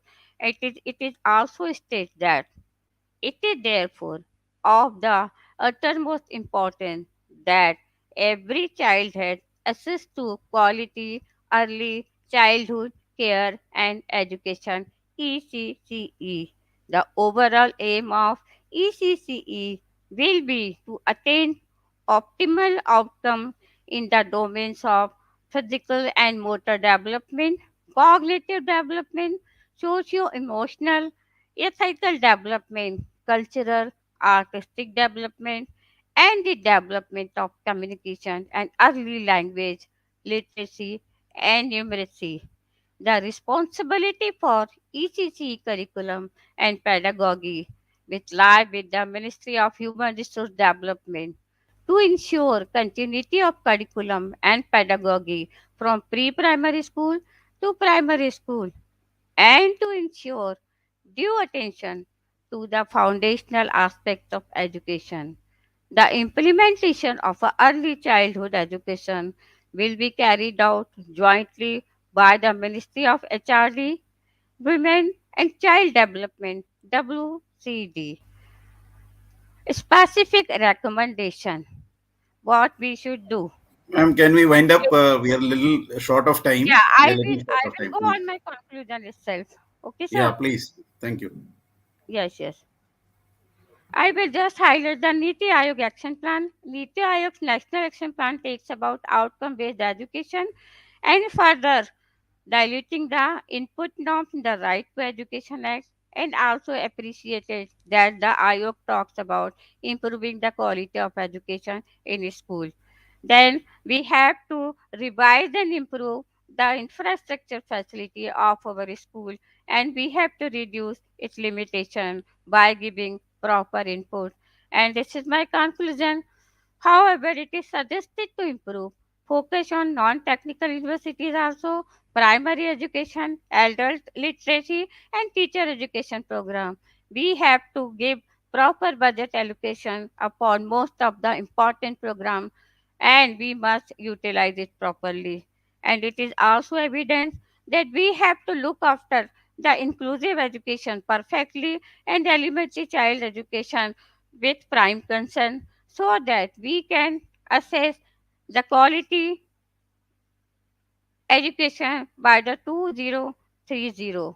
And I am hereby winding up my session, and I would highlight to one more important thing, that is the leadership training, the training of the education leader, and the orientation awareness of the parents for ECCE, and also the prime is concern of the administrator, of government policy makers, and those who are involved in budgeting and planning of the government policy and program. They must be included in each and every stage of the quality education itself, and we have to give proper input to the teacher training program. The best teachers can be identified and recruited on the basis of their academic excellence, research, teaching experience, and their innovative practices. Thank you so much. Thank you, Dr. Katna Dikshit. Thank you so very much. Yes, we have to shoulder the responsibilities, and yes, we have to give opportunities to our students so that they lead forward. Thank you so much. Thank you for the Thank you. wonderful Thank you. insight. So Thank you, everyone. with this, we come to the end of the second group. And now I invite Dr. Najit Kaur, Vice Principal, Guru Harkishan Public School, to take over the third group. Thank you. Thank you so much, everyone. And thank you so much, Dr. Preeti and Dr. Alka, for wonderful moderation. The speakers from the first group and the second group, they have shared some awesome ideas and also points to deliberate and ponder upon, because the sustainable development goals are a call for action by all countries. And we have speakers from across the globe here, be it a rich or a poor or a middle income, because that is what is required to promote prosperity while protecting the planet. They recognize that ending poverty must also go hand in hand with strategies that build economic growth, and they address a range of social needs, including be it education or health or social protection, job opportunities, which is the need of the hour, while tackling chemical, warfare, something that we are seeing these days. It's really something very, something really that can be avoided, but is happening, and it is very sad to see all that happening, because tackling the climate change, environmental protection, that is something that SDGs aim at. And more important than ever, the goal provides a critical framework for COVID-19 recovery. And to shed some more light on this and many more, we have with us a panel of stalwarts whose contribution to education sector is immeasurable. And on that note, I would like to invite Ragid Khamis, all the way from Palestine, to take this beautiful discourse forward. Raghat, with bachelor's degree in English language and literature and master's degree in international cooperation and development, Raghat has been to 2022 Harvard Fellow, having received the Middle East Professional Learning Fellowship program for 1 year. Wonderful. She's a certified Microsoft Innovative Educator, a community member at the Global Education Network. She's a teacher representative of Palestine for the Global Classroom Project, affiliate ambassador at the SPSC, and member at the Eco Training Center, Sweden. I welcome you on this forum, and she's going to share her views on suggested interactive apps for distance learning, a topic which has been in and talked about for last 2.5 years now very vigorously, and something still we have to go on because as Yogita ma'am said also in the earlier discourse, that COVID is here to stay. It is not going anywhere. And with COVID, we are here to stay with online learning also, be it hybrid or blended or online or physical. Learning has absolutely altered. And with that has altered the ways we educate in the class. So I welcome you, Raghav. The floor is all yours. Hello, everyone. Thank you for this introduction, and thank you for all the speakers and for sharing these fruitful information about quality education. Today, I'm going to actually I have changed the topic with Dr. Matthew. I'm not going to talk about the apps and online learning. I'm going to talk about how can we actually improve the learning style by implementing the design thinking strategy in education in our classroom. So today I'm going to talk about yes, I'm going to talk about the design thinking strategy and how can teachers implement this strategy with other teachers and with students also. Okay, let me start. I'm going to share my screen. I am a design thinking practitioner myself, and I'm really looking forward to the next 10 minutes. Yeah, thank you. Okay, can I share my screen? Yes. I can't hear your voice. You have to click on the share button, ma'am. Yeah. Just click on share button, and with that you are going to get a bunch of options, wherein one of the options will be share the whole screen. You can click on that, and the screen is yours to display. Just wait a minute.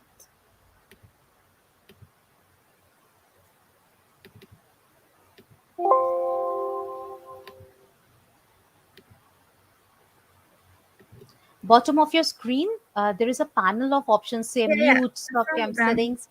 Yeah, and then there is a button share. You just click on share. You will get 3 options: slides, video file, and then share screen. So if you click on share screen, you'll be able to share your screen, and then I'm sharing. It's processing. It's processing. Maybe. All right, it's still processing. All right, okay, maybe that is the network speed or the bandwidth that we are seeing.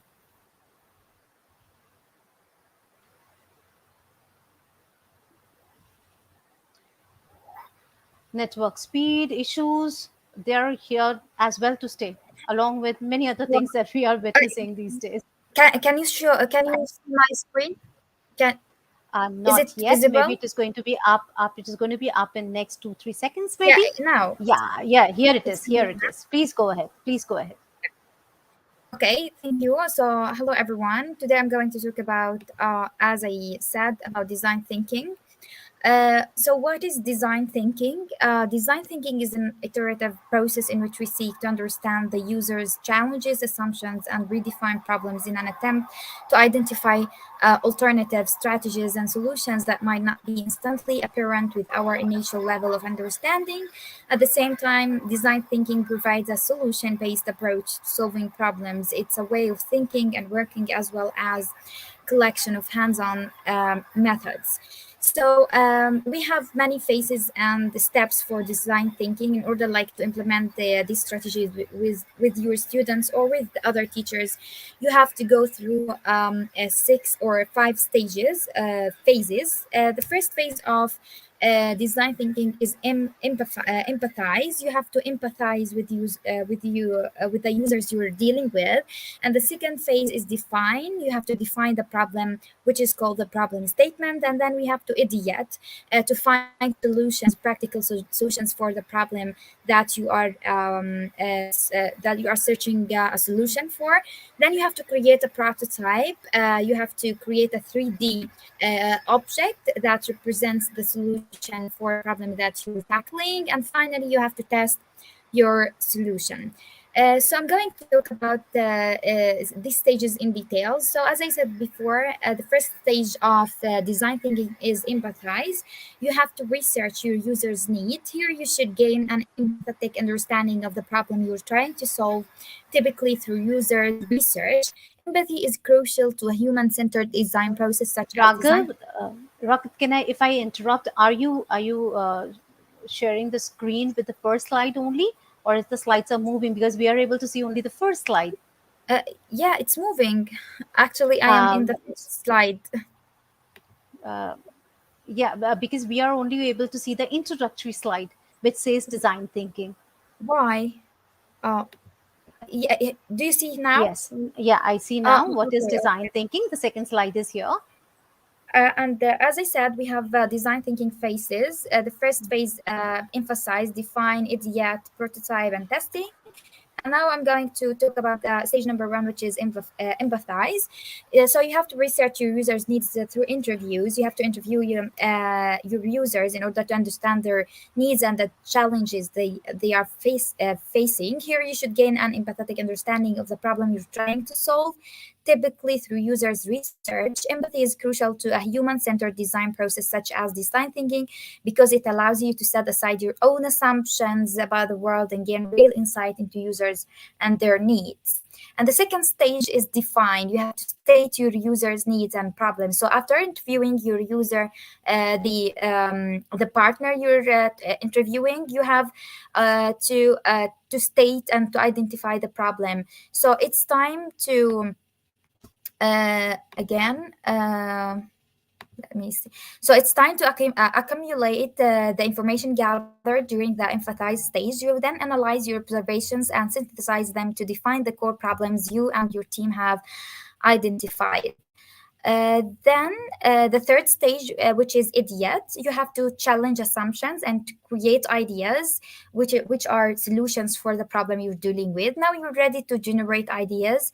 The solid background of knowledge from the first 2 phases means you can start to think outside the box, look for alternative ways to view the problem, and identify innovative solutions to the problem statement you have created. Then the fourth stage, which is prototype, you have to start creating solutions, which is the 3D object for the problem you're tackling. So this is an experimental phase. The aim is to identify the best possible solution for each problem found. Your team should produce some inexpensive, scaled-down versions of the product. So it's only like a simple product that represents the solution you have come up with. And the fifth stage, you have to test your solution. You have to get feedback from your partner and to get to their opinions. Does it work? This solution, does it work? Yes or no, and why? So you have to try your solutions out. I'm going to share another thing from also my screen. Yes.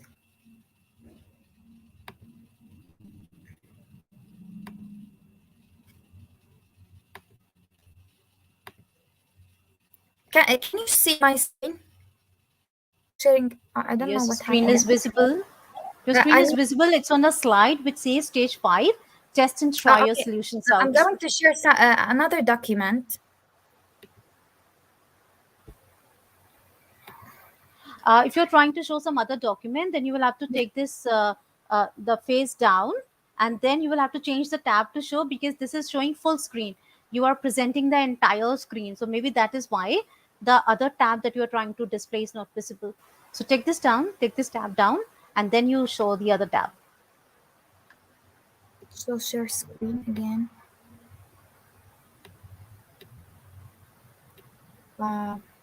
Yes, and now you can you see my screen? It might be up in 2 or 3 seconds. Maybe it is taking some time to show and get displayed. The virtual crash course playbook. Yes, it's there. The virtual cash course playbook. Yeah. So I have two documents. The first one is the virtual crash course book, and the second one is tool belt. So I use this document with my students and with the teachers when I work with them on projects. So this is the tool belt that we use when we use design thinking in our classrooms. So as you see here, we have on the first page, draw. You have to sketch your ideas here. Actually, after interviewing your partner, you have to sketch to draw something for the problem you're dealing with. So start by gaining empathy. Here you can write down notes from your first interview with the partner you're working with, and then in the second interview, of course, you will come up with new ideas, and then you will write notes on the dig deeper notes from your second interview. Then we have reframe the problem, capture findings. You have to actually, after interviewing them, you will write needs, things they are trying to do. The needs of your partner, of course. And then you will write insights, new learnings about your partner's feelings, word view to leverage in your design. And then you have to define problem statement. For example, if my partner is called X, I will say X needs a way to his or her problem, and the solution or the insight that you will offer. Then you have to ideate, generate alternatives to test. So sketch 5 radical ways to make your users' needs. Here you will put, you can use actually sticky notes to offer solutions for the problem you're dealing with, and then you will share your solutions and capture feedback from your partner. Okay, and here you have to reflect and generate a new solution, the solution that you will actually like the final solution you have reached with your partner. And then here, of course, you have to build your solution. Of course, not here. As I said, it is a 3D solution, which is called the prototype. So here and in the last slide, you can share your solutions and get feedback. What worked, what could be improved, questions, ideas. Of course, these 4 questions should be worked or must be worked with a partner. And the other document here, we have also the same thing, ideas about interviewing and how can we empathize with a partner, how can we define the problem, and etc. Actually, after 2 days, I actually worked with a partner. She's an IT teacher working in one of the governmental schools in Palestine, in Tulkarem. She's an IT teacher, and she faces a problem. She said that she cannot organize the electrical component circuit. And she's always like missing components from the electrical circuit. So I offer her a solution. I created I gave her like a tray, and I put cartoon cups on them, and like sticky notes in order to put each components on these cartoon cups. I will share my prototype for her. It's very simple, but wait a minute. Where is it?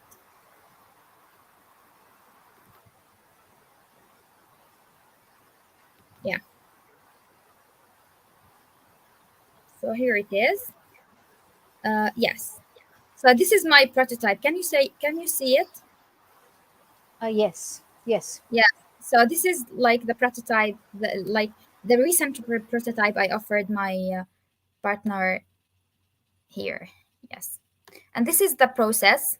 This is how I suggested solutions. And this is the sketch I drew for this prototype for her problem, the electrical circuit components. Yes. And that's it. That's all. Was actually wonderful. And design thinking is one way in which definitely I feel that it is not just what it looks like and feels like. Design is how it is going to work. So you have to learn fast so that you can fail fast. And when you fail fast, you learn better and faster next time. That is the crux of design thinking, what we have learned. And design thinking is a way to go forward. And I, the practitioners of design thinking have successfully uh, launched and taken forward. There are many many multi-millionaire companies as well, be it Apple or whatever. So what they have worked on design thinking, and in schools, in the school environment, design thinking is definitely a way in which we can tell our students, which we can teach our students how things work. And CBSE, be it CBSE or Ministry of Education, they are all launching innovative design thinking process programs these days, so that children learn all about products, selling, everything, designing, and the entire process is very, very fascinating. So that was a Yeah. wonderful, wonderful presentation, Raghav. Thank you so much for joining us today. Thank you so much. Thank you. Thank you for giving me the chance to present my ideas. Thank you. The ideas were wonderful, and taking these ideas forward, I now introduce on screen Mr. Haridas Mukherjee. He's a well-known educationist and presently working in a government college in West Bengal.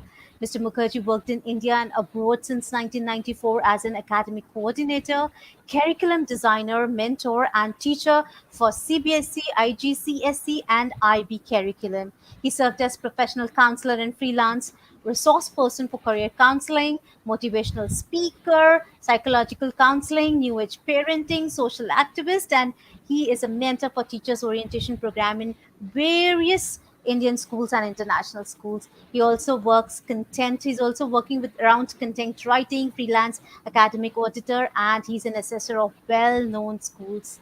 Mr. Mukherjee holds various master's degree and bachelor degrees along with certificate and multiple diploma courses from India and abroad in his career. He's an alumni of various prestigious national and international universities and educational institutes like University of Cambridge, UK, IIM, Kerala, 18 Netherlands, British Council, IDP, Australia, and many, many more. In his 27 years of experience of his career, he has served and traveled in multiple countries, including India, Maldives, Sri Lanka, Qatar, Oman, Dubai, Vietnam, Thailand, Cambodia, Myanmar, and many, many more. Sir, I'm getting a mouthful introducing you on screen today.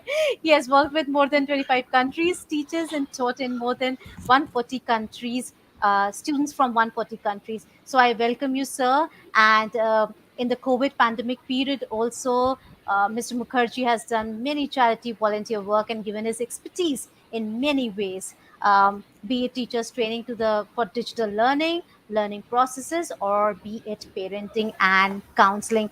And his ideas and his discourse and his views are definitely something that are going to have many many takeaways today. And he's going to talk on gender disparities in education and ensure how we can ensure equal access. So a very warm welcome to you, sir.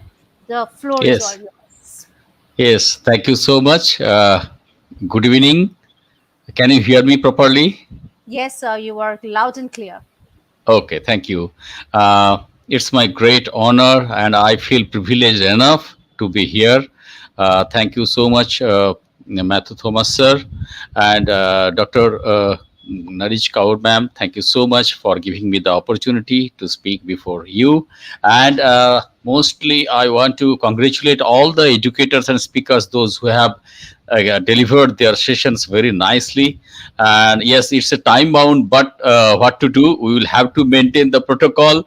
Anyway, I'm not getting any too much introduction. Already you have given lots of.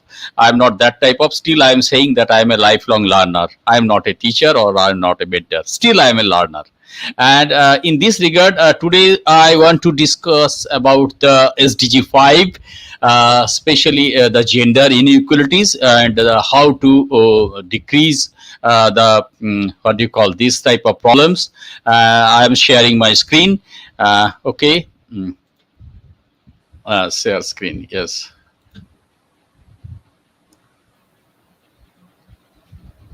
Yes. Enter screen.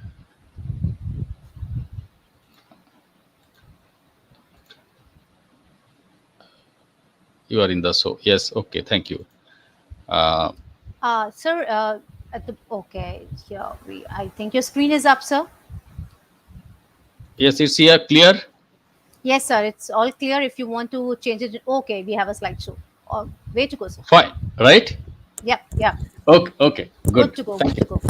Thank you. Okay. So my topic is gender disparities in education and ensure equal access. That is the most important thing. And I have taught near about many countries along with the you can say 140 countries students I taught in Qatar and every Maldives everywhere. But yeah, Maldives my school was purely boys school. But I have worked in many other countries where the co-education students are there. So my topics actually I want to introduce that what is actually gender disparity, the meaning, the differences in women and men's access to the resources and the status and the well-being, which usually favor men and are often institutionalized through the law, justice, and social norms. That is the most important thing. And gender inequality in education, if you say, it's a persistent problem within the Indian society where I have seen, especially for the girls belonging to economically weaker sections to the society. I have seen still here in many other countries also the girl child at the fetus sometimes they are killing. So gender inequalities are important in various dimensions. These include education, health, employment, and pay. And the thing is that is it the slide is changing? Yes, sir. Yes, it is changing. We are on the second slide Oh, now. okay, okay. So, what are the examples of this gender disparity? Far too many girls, especially those from the poorest families, still face gender discrimination in education, child marriage, and pregnancy. And yes, I have done a social activist as because I have stopped lots of child marriage in our locality, in the rural villages, in the district of West Bengal, various districts like Purulia, Bankura districts. There are child marriages is going on. So I have taken these type of initiatives and stopped this child marriage with the help of administration, public Kudos to you, sir. administration. Yeah. Kudos to you. And Kudos. also I am working on a what do you call organizations called DISA, which is it is purely the women trafficking stop women trafficking organizations. I am also attached with that organizations, and I am what do you call giving lots of my training and what do you call tutoring to the children, those who don't have any father. Okay, so I'm working on that phase also. So sexual violence and the unrecognized domestic work, these are some types of gender inequality. The next slide I want to share that what are the gender differences in education, what we have seen.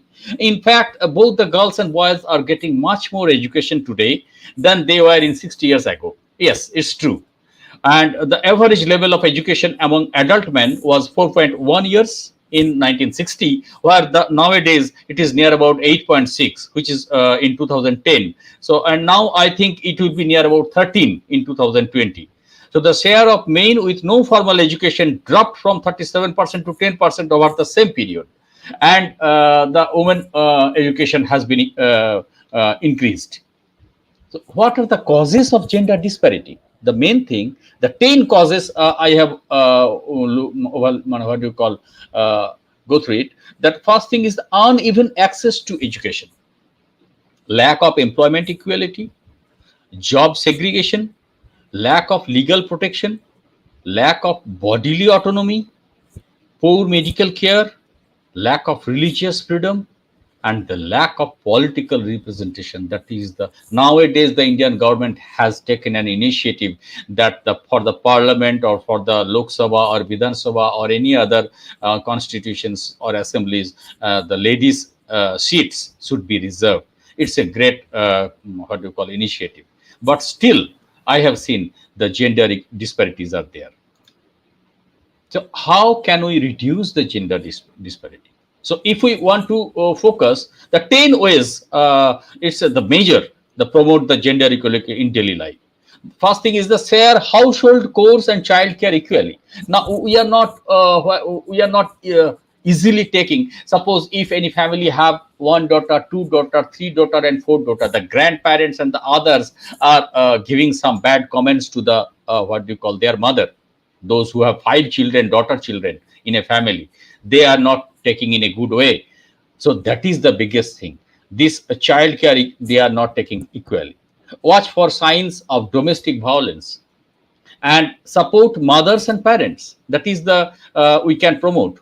Reject chauvinist and the racist attitude and help women gain power.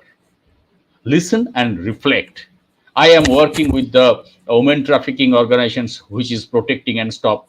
I am working with the you can say the child marriage stop, that type of organization. I am also working with the various organizations like Human Rights Commission here in Asansol, and I am taking lots of initiatives where the you can say in the job market also the ladies candidates should have to include. And another most is higher diversity and pay, also the most important part.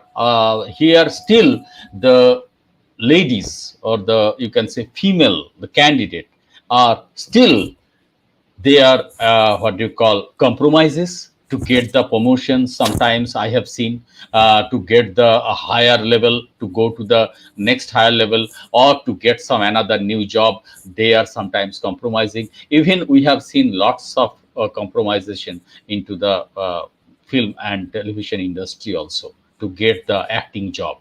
So this is also another most important part. Now, how do we promote gender equality in the education? 6 ways. First, be reflective and be objective. The most important thing, the corporate, each and every head should have to take this initiative.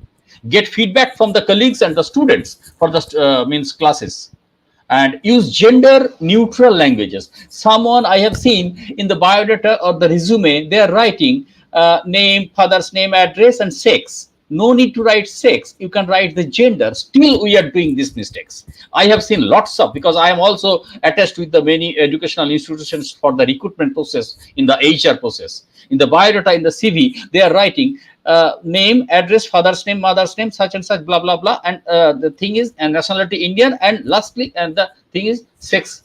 No need to write sex. You will have to write only the gender. That is female. It's okay, fine. And Next, also these days, sir, pronouns are something that are really in vogue. It is yeah, he, she, him, her, they, them.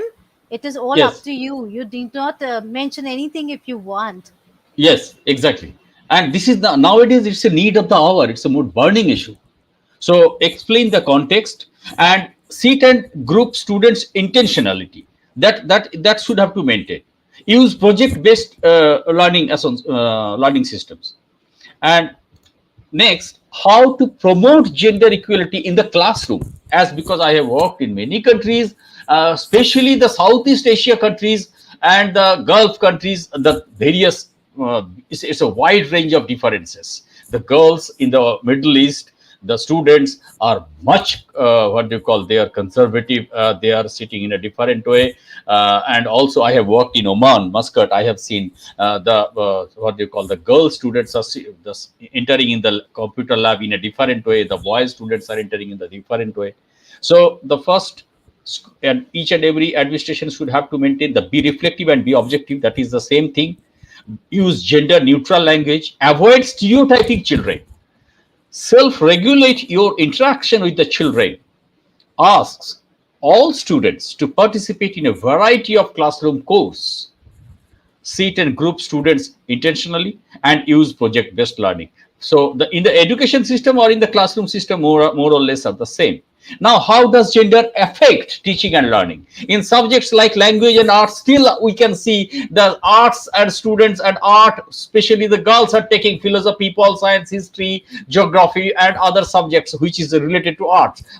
Previously, girls were not taking or going to that type of stream like electrical engineering, mechanical engineering, civil engineering. No, Nowadays, few girls are taking these type of subjects. So this is the most important part. Girls receives more teacher interaction than boys because these subjects are considered feminine subjects. That is horrible. In school, high school, and colleges, male students are still more likely to enroll in the courses like advanced mathematics, physics honors, chemistry honors, engineering than the female students, which affects the global ratio balances. I have observed these things. Yes, still in the what do you call, in Europe and US and UK and New Zealand, Australia, Canada, the native speaker, they are not maintaining this. They are totally open. So I have seen there are the girl students are taking civil engineering or medical or physics or chemistry widely.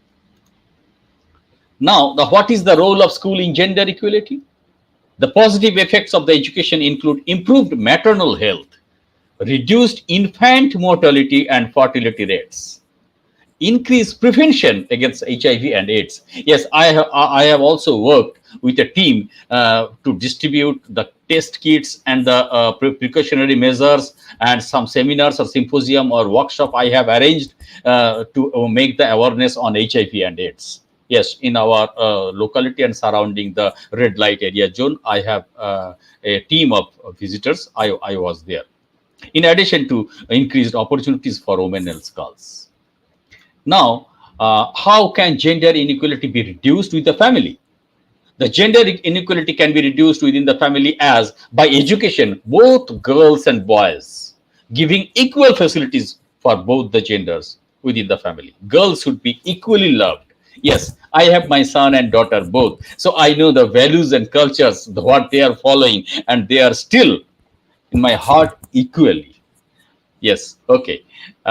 Next, I can say that 5 ways to fight gender inequality. The give girls access to the education.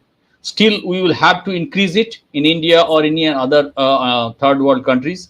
Give women platform to be in power and achieve economic success. Yes, hats off to Thomas sir, because Dr. Kaur is the what you call, you can say, the host, and she is controlling. So thanks, because the gender equality, you are really the example. You are maintaining purely the equality. And end violence and sexual assaults against women, that is also the fight. As you girls and women have access to menstrual health facilities, that is still in various schools they are not taken care of in these situations.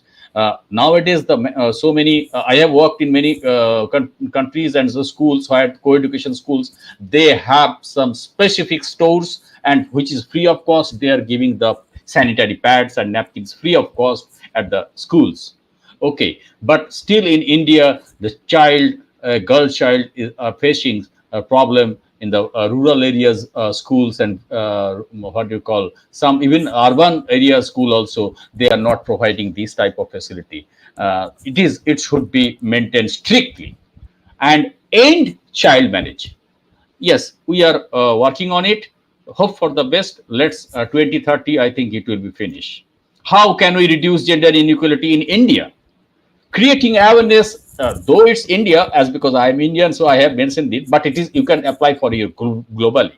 Creating awareness for gender equality in our villages, cities, or nearby areas, or society, etc. Promoting human rights by supporting media events for girl child. Complaining to the police if we witness any sex determination test, because nowadays in India it's mandatory to each and every nursing homes and hospitals that we are never doing any these type of text. It should be stickered, or it should be hanged in the, just like a notice in the wall. And by taking strict action against gender inequality. And I want to conclude with the most important message to the society and to the whole world, that if we enhance, if we give respect to the girls, to the women, the society and the country will be developed in an equal way and very rapidly. The developing country, if we see lots of developing countries, the main leadership role also, they are ruling the girls, women. So if we taking care in this way, we think that we can maintain and we can decrease this inequality, and we can maintain a balanced ratio for the male and female, or the girls or the man and woman, in everywhere. Not only job, not only household, not only education, not only society, but also everywhere or every part of the world. If we spread this message, it will be very much helpful or thankful. Okay, I am ending up with the thanks to all the speakers, and also the audience, those who are watching my session. And if you have any questions or collaborations or feedback, you can mail me haridas.mukherjee@gmail.com. Please feel free to contact. Thank you so much. Thank you, Mathu sir. Thank you, Dr. Kaur. Thank you so much. And you are surrounded with women on the screen. So what a way to end your discussion. Yes, yes. Very, very well said, Professor Haridas, because I also feel that investing in girls' education transforms not only communities, but also countries and ultimately the entire world. So the Yes, girls exactly. who receive Yes, education, they're less, yeah, sure, yeah. sir. Good evening, Kalpana Dixit ma'am and Nina ma'am. Thank you so much. And Dr. Kaur, hats off for your nice, what do you call, Haridas organization. sir. And Haridas sir. I was Yeah. joined by another two beautiful, wonderful, strong women in my coordinating this entire thing in this entire session, which was Alka ma'am and Preeti. So hats off to them as well, along with me. And of course, we need men like Dr. Haridas, and we need Thank you, males thank like you. Matthew sir Namaste, thank you. to bring a lot of. It's my great pleasure to have that I have good friends like all of you. Yeah, thank you so much. Yes, thank you so And much. of Thank you. course, we Please cannot. feel free to any type of collaborate or assistance. I am doing lots of activities. haridas.mukherjee@gmail.com. No problem. Absolutely. Feel free to contact. I am Oh, giving all wonderful. type of services freely, voluntarily. I am not charging any single money or single penny. Okay. God has Exactly. given me the salary. I have the roof. I have the food or bread and butter. No problem. I am not charging any single money, single penny. I am doing lots Beautiful, of Doctor. charity. Very good. Yeah. Very good, Thank you, sir. sir. Hats off and cheers. A lot of cheers to Thank you. you. And as I said, we need people like Matthew, sir, also, who give Yes. platforms to so many. And of course, I feel that false feminism is something that we must avoid at all times. Yeah. Feminism is something which is very strong and which should not be taken for granted, and something which should not be misused also, which I see happening at a lot of places. So if you really want to you are talking about girls education, you're talking about women, you were talking about so much of gender equality, bringing in equality in gender, then be there, because only empowered women can empower women.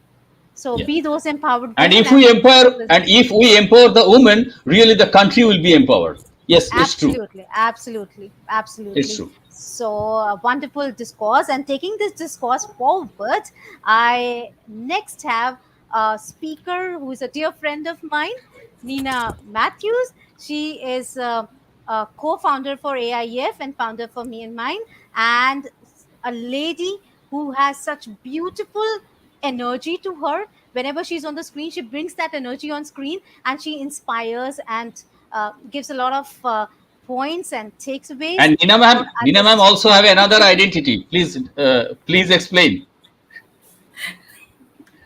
What is it? You That only is, say so. yeah, wife of Thomas sir. Oh, okay.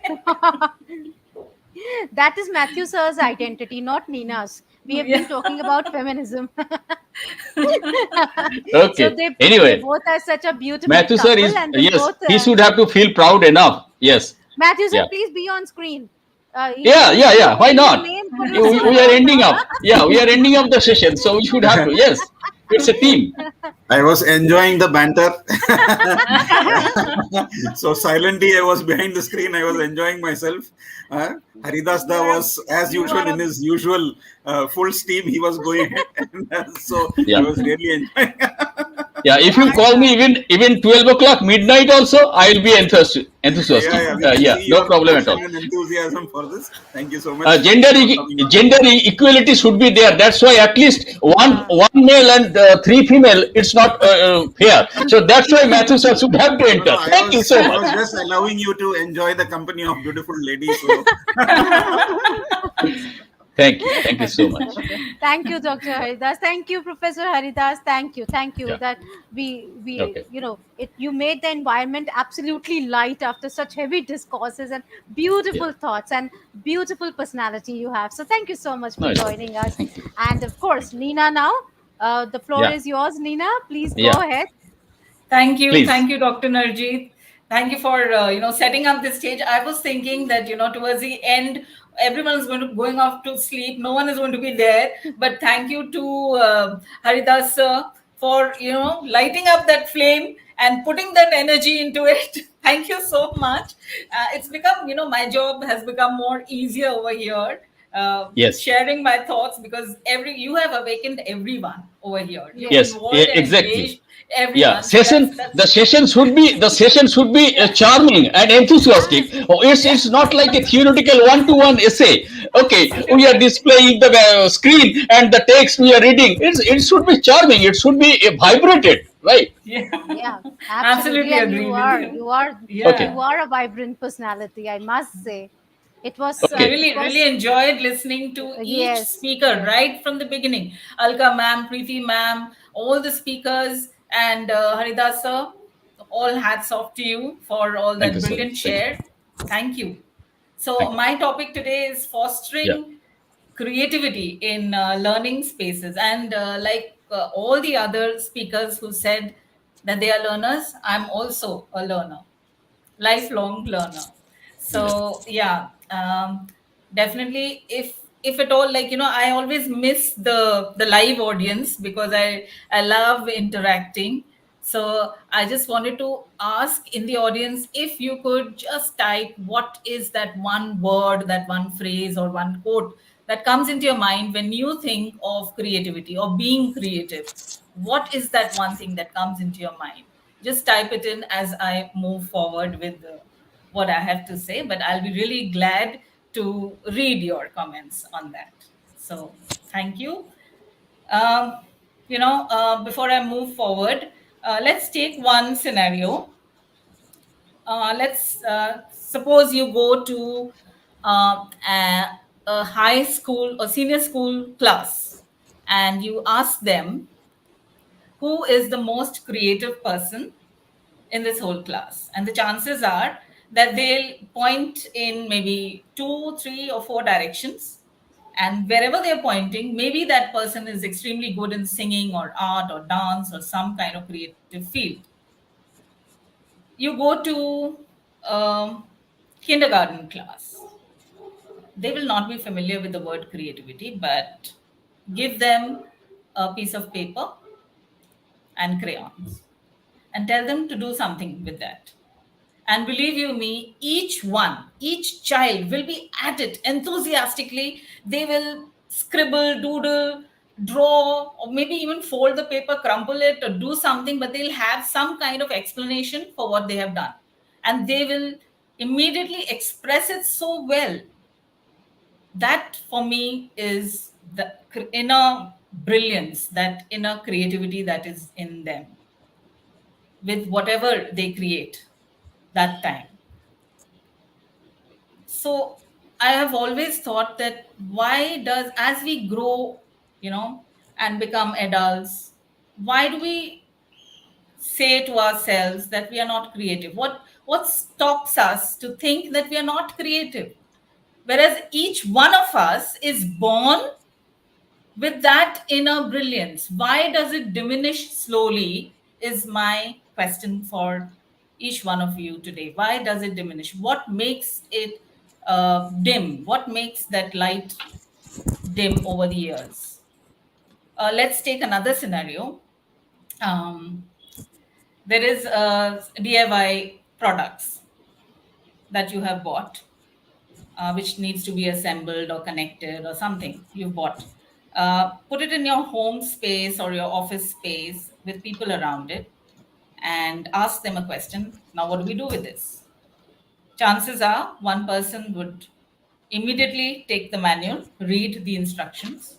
The other person will look at the picture of the final product. Another person would think, okay, my friend has bought it, so I can ask my friend. Yet another person will go into the digital world, look for a video or for some instructions, and yet another person would immediately, hands on, he or she will go to that product and start looking at it and connecting it in the way they feel is correct. So the point I want to make over here is that each one of us may look at the same thing, but we may have a different perspective towards it. That is another aspect of creativity. Now, Sir Ken Robinson, in one of his TED Talks, he said that creativity has to be given the same value, the same respect as literacy. If it is not done, then we are not gaining anything over here in our classrooms for our children. Knowledge is available everywhere for them. But if we are looking at quality education, then we need to introduce creativity in our classrooms, in every subject, in every field. Sir Ken Robinson, again, I'll quote him from his book, Creative Schools. Amazing book, a must-have for all school libraries. He mentions about Peter Gamwell from Liverpool, UK. And he says that Peter Gamwell was into conducting workshops on leadership, creativity, inclusion. And one of these workshops that he was conducting in one of the districts in UK, he was very enthusiastic, sharing his ideas. When in the audience, a hand went up, and that person asked Peter, that what are you doing over here? Definitely, he was not asking in a very friendly tone. So Peter, very enthusiastically, he said that, well, I'm sharing my ideas on creativity and on leadership and inclusion. That's what I'm doing over here. So the other person said, I have been in this area, I've been the custodian of this district, and I've been doing this since the past 20 years. And I have not seen any value or impact of what I've been doing. It was that time that Peter realized that, okay, one workshop, one district, it's not going to change anything. But collaborating, bringing people, talking to more people, listening to their stories, listening to their ideas, growing them from there, and making them believe that yes, you also have creativity, you have that inner brilliance. So that collaborative approach was one thing that he decided that day. And that is what we are doing over here also. Today, Yeah. people, educators from all over the world, they are coming here and sharing such amazing ideas of what they have been doing through SDG Action. So I am sure people who are going to watch later the videos, they are going to gain so much from what is being shared over here today. So going back to Peter Gamwell, the policymakers asked him, like, okay, so if we want to introduce creativity, if we want leadership as a part of the curriculum, what can be done? His simple answer was, the road will be bumpy. It's not a linear road. Definitely, it will not be a linear road, because whenever, we are so used to a particular system, a particular structure, which is so linear, that any kind of introduction into it, it will make, it might be messy, it can be noisy, it can be confusing, it can be challenging. All those things are there. But then if we have those questions, if we have that kind of mindset to approach that, then definitely we can do, we can make it possible. How? He said, okay, you can have these kind of questions as to First of all, take the temperature of learning in your organization. What is the temperature of learning in your organization? What do people think about learning? What are the ideas about learning? What are the ideas about creativity? Are they getting any support for conducting those workshops or including creativity in their schools or in their classrooms from local area, from governments, from any other organizations? Are they getting that support? And from that data, whatever data you get from that, questioning, that information that you get, from there we can actually build a strength-based approach, which I think Mahereen Mia ma'am, one of the speakers over here, she spoke about that. Why are there hierarchies? So that strength-based approach will actually dilute those hierarchies between schools, between people, and education is for everyone. So yes, it will bring everyone to the same level, and then we can work from there. If one is like, at a top level and one is still struggling, then that kind of disparity, we may have n number of talks like this, but it's not going to work like that. For SDG 4, I think the priority is to universalize education, to bring everyone at the same level, and then we grow from there together. And creativity is something, if for an educator, if we talk about an educator, it is the most difficult and challenging, yet very interesting task for any educator, because it moves away from the traditional and it tries to introduce new methodologies. And another speaker, Ragad, I think, she spoke about design thinking. That's brilliant. So again, there's a thin line between design thinking and creativity. So really, I enjoyed listening to all the speakers over there.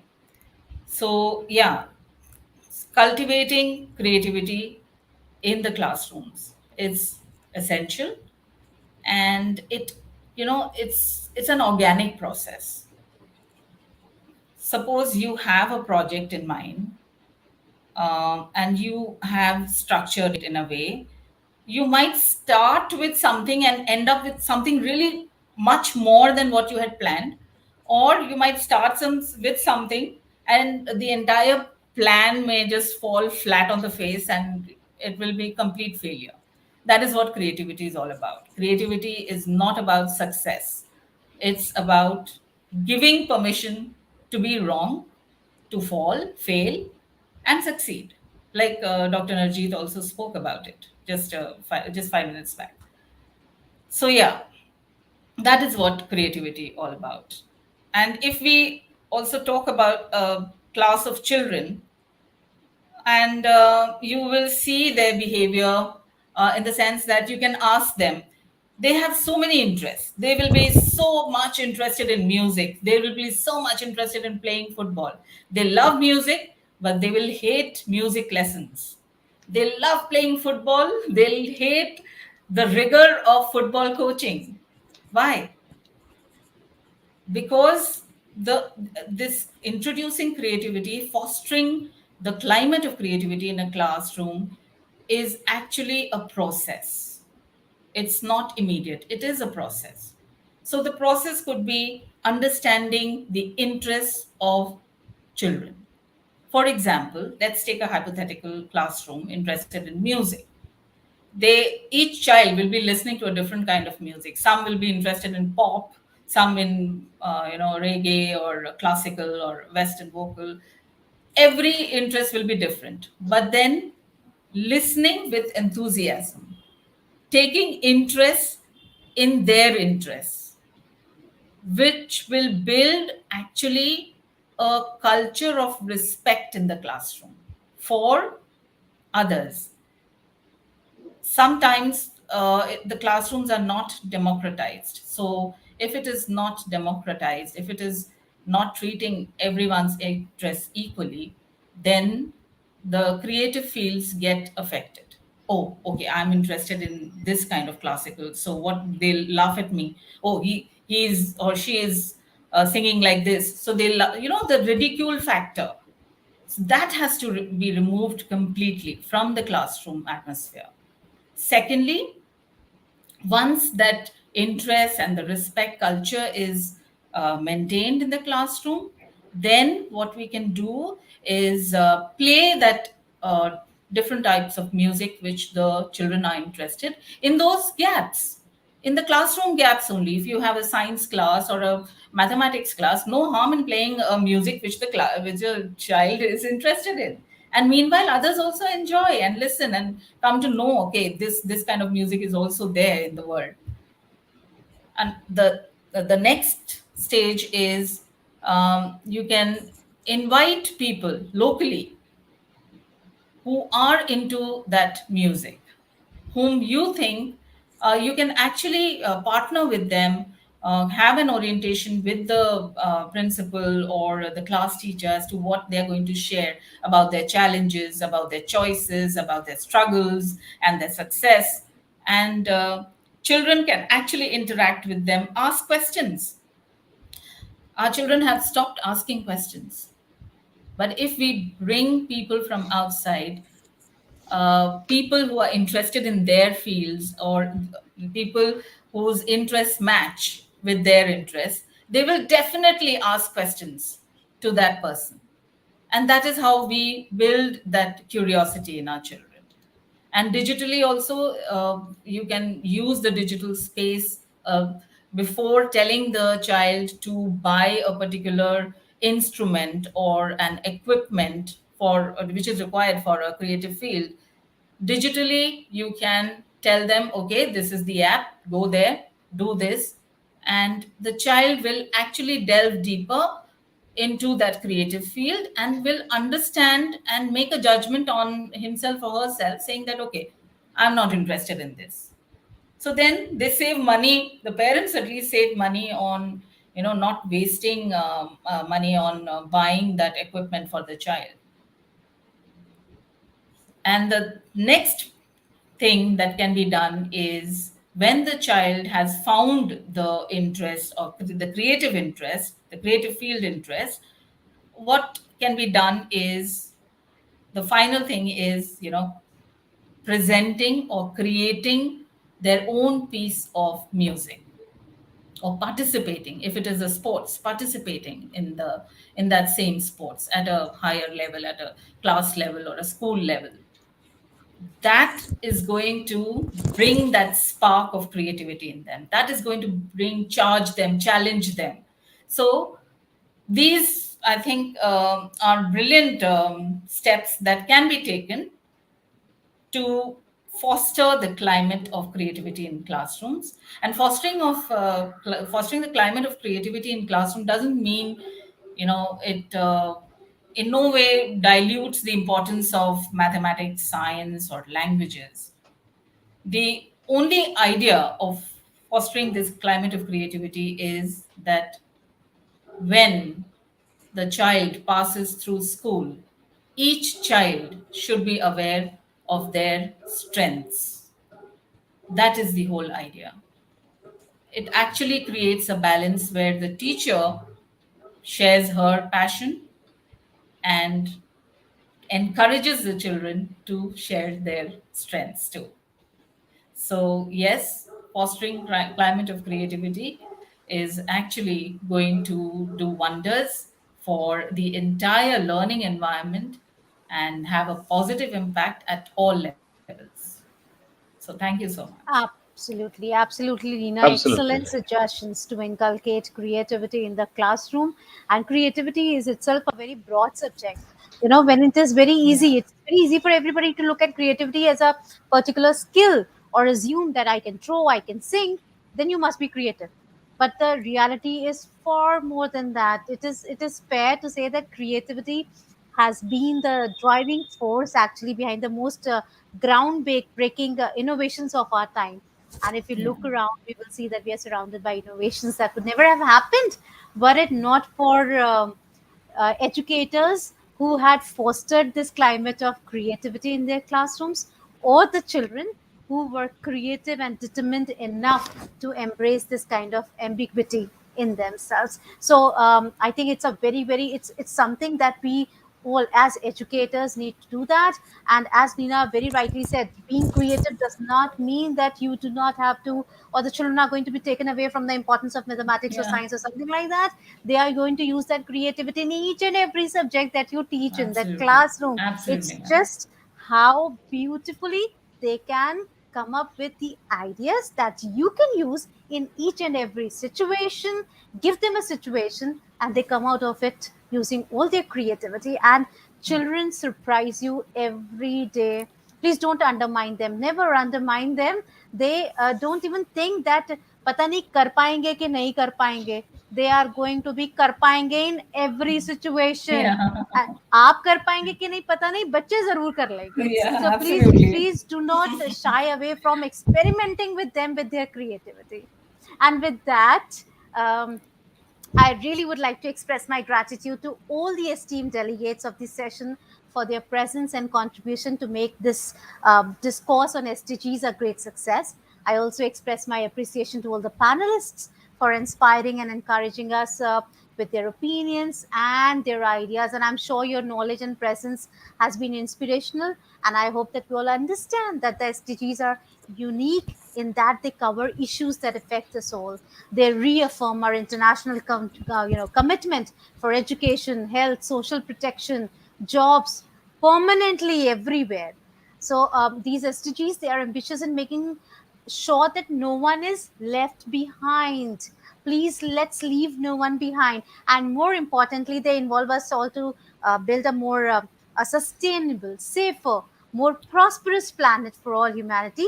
And with that, I bring this address to a close. Thank you all for joining us tonight. Any last words, Matthew, sir? Or is it a good night for everybody here? And I Yeah. would like to say a thank you to the audience also who joined us. Kalpana ma'am, Meena ma'am, beautiful comments, and you were so engrossed and so involved in all the discourses. So thank you for joining us, and also thank you for sharing your thoughts also from time to time. It has been a long thing, and I see Patricia and I see Meena ma'am and I see so many others who joined us at 6 o'clock and still there with us. Not having fallen asleep anywhere. So thank you everybody for joining us today. 1 Thank minute. you. Thank you. Actually, Good night. good night. Good night. Actually, 1 minute. I just want to take 1 minute. Thank you, Matthew sir, for organizing such a wonderful session. Yes. And Thank you I so would like much. to special thanks to me, Nina. Dear Nina, you have really taken a very right topic at right time. There are two types of creative person. One is divergent, and the second one is convergent. So you have done really. If you are introducing these practices in your classroom, that is very good, because creative potential is always important rather than intellectual. And one word for Haridas sir. Haridas sir, you have really highlighted very briefly the gender inequality. But what is my observation at gross bottom root level? If we find the enrollment ratio of elementary level, there is 87% of girls. So that is more advanced than the boys at rural areas. And this is the enrollment. And if we find at the Lok Sabha, so we have only 11% of seat there. But in our Gram Panchayat, there are 100% seats occupied by the women sarpanch. So the society is being changing gradually, and we have to inculcate value and encourage the knowledge and awareness and some advocacy for the gender equality like this. No, And thank you once again. the drop Thank rate, you. the drop rate ratio I have observed in a statistical data. I have checked it in my Yes. state. The drop rate of the girl students is going means increasing. Some state also decreasing. The drop rate in 10th level and the 12th level, because after 12th level, so many girls are getting married. So they are not taking any higher education. That is the most important thing. So we Elementary need level, some the girls are okay. Yes, and sir. if we Yeah. are getting more seats at Gram Panchayat and lesser at Lok Sabha and Rajya Yes. Sabha, people please take care of that. We are capable of higher positions and higher things as well. So please do not Yes. consider us to be good enough only for Gram Panchayats. We are good enough to be the Prime Minister's presidents, as we have already proved ourselves, and that is how we are going to be proving in the future as well. So way to go. Cheers to that. Mahereen ma'am, you are moderating the session too well. Nobody wants to leave. Really, really. Give a big clap. Really. Yes. Special appreciation. Nice moderation. All Nice. the motivation, they are very good. Thank They you. are very good. So on that note, I Thank think you. we will say goodbye. And as they say, Actually, till we meet again, let's keep Yeah, sure. something for next time also. Yeah. Yeah, sure. Yeah. see you So all that's next time. Good night, See you all. everyone. good Thank night, you all everyone. for joining. Good See night. you. Good Thank night. you Good for night. everything. Bye bye. Good night. And Thank special you. thanks Thank you. to Thank you. Haridas sir and Kalpana ma'am Yeah. for staying till the end, although their chance was over. Yeah. It's you know, Yes. because normally everybody speaks and they go, and you were there till the end, till the last speaker spoke. So a special Otherwise, thanks to both of you. I was missing the Nina ma'am's beautiful speech, the inside scoop session. Yes. Yes, Thank you. and always the Nina ma'am told that it's a great, nice speech, which directly that educators, the teachers are the successful, those who can create the love of learning. That is the main thing, creativity. The Yes. love not of learning only, is the most important. she That not is, only Yes. he is, says and it, she is she the successful implements teacher. it as well. She implements Yeah, that as well. I have yeah. seen that happening, and she's very involved and she's very passionate about what she says. So she's not the one. She actually, as Matthew sir said right in the beginning, she walks the talks. So whatever she says, she AI, follows. She implements. AI, AIEF is the brainchild of the Nina ma'am also. Yes, of course. Absolutely, No doubt about absolutely, that. absolutely. Okay, So on that okay. note, finally, it's a good night from all of Actually, us. she is the brain. She is the brain. I am the child. So you see. Good Yes. remark, sir. Very good remark. Okay. Okay. Okay. Good Thank you, night. everyone. Thank you so Good Okay. much. night, Bye bye. everybody. Thank you. Bye. Okay, Thank good you. night. Good night. Good night.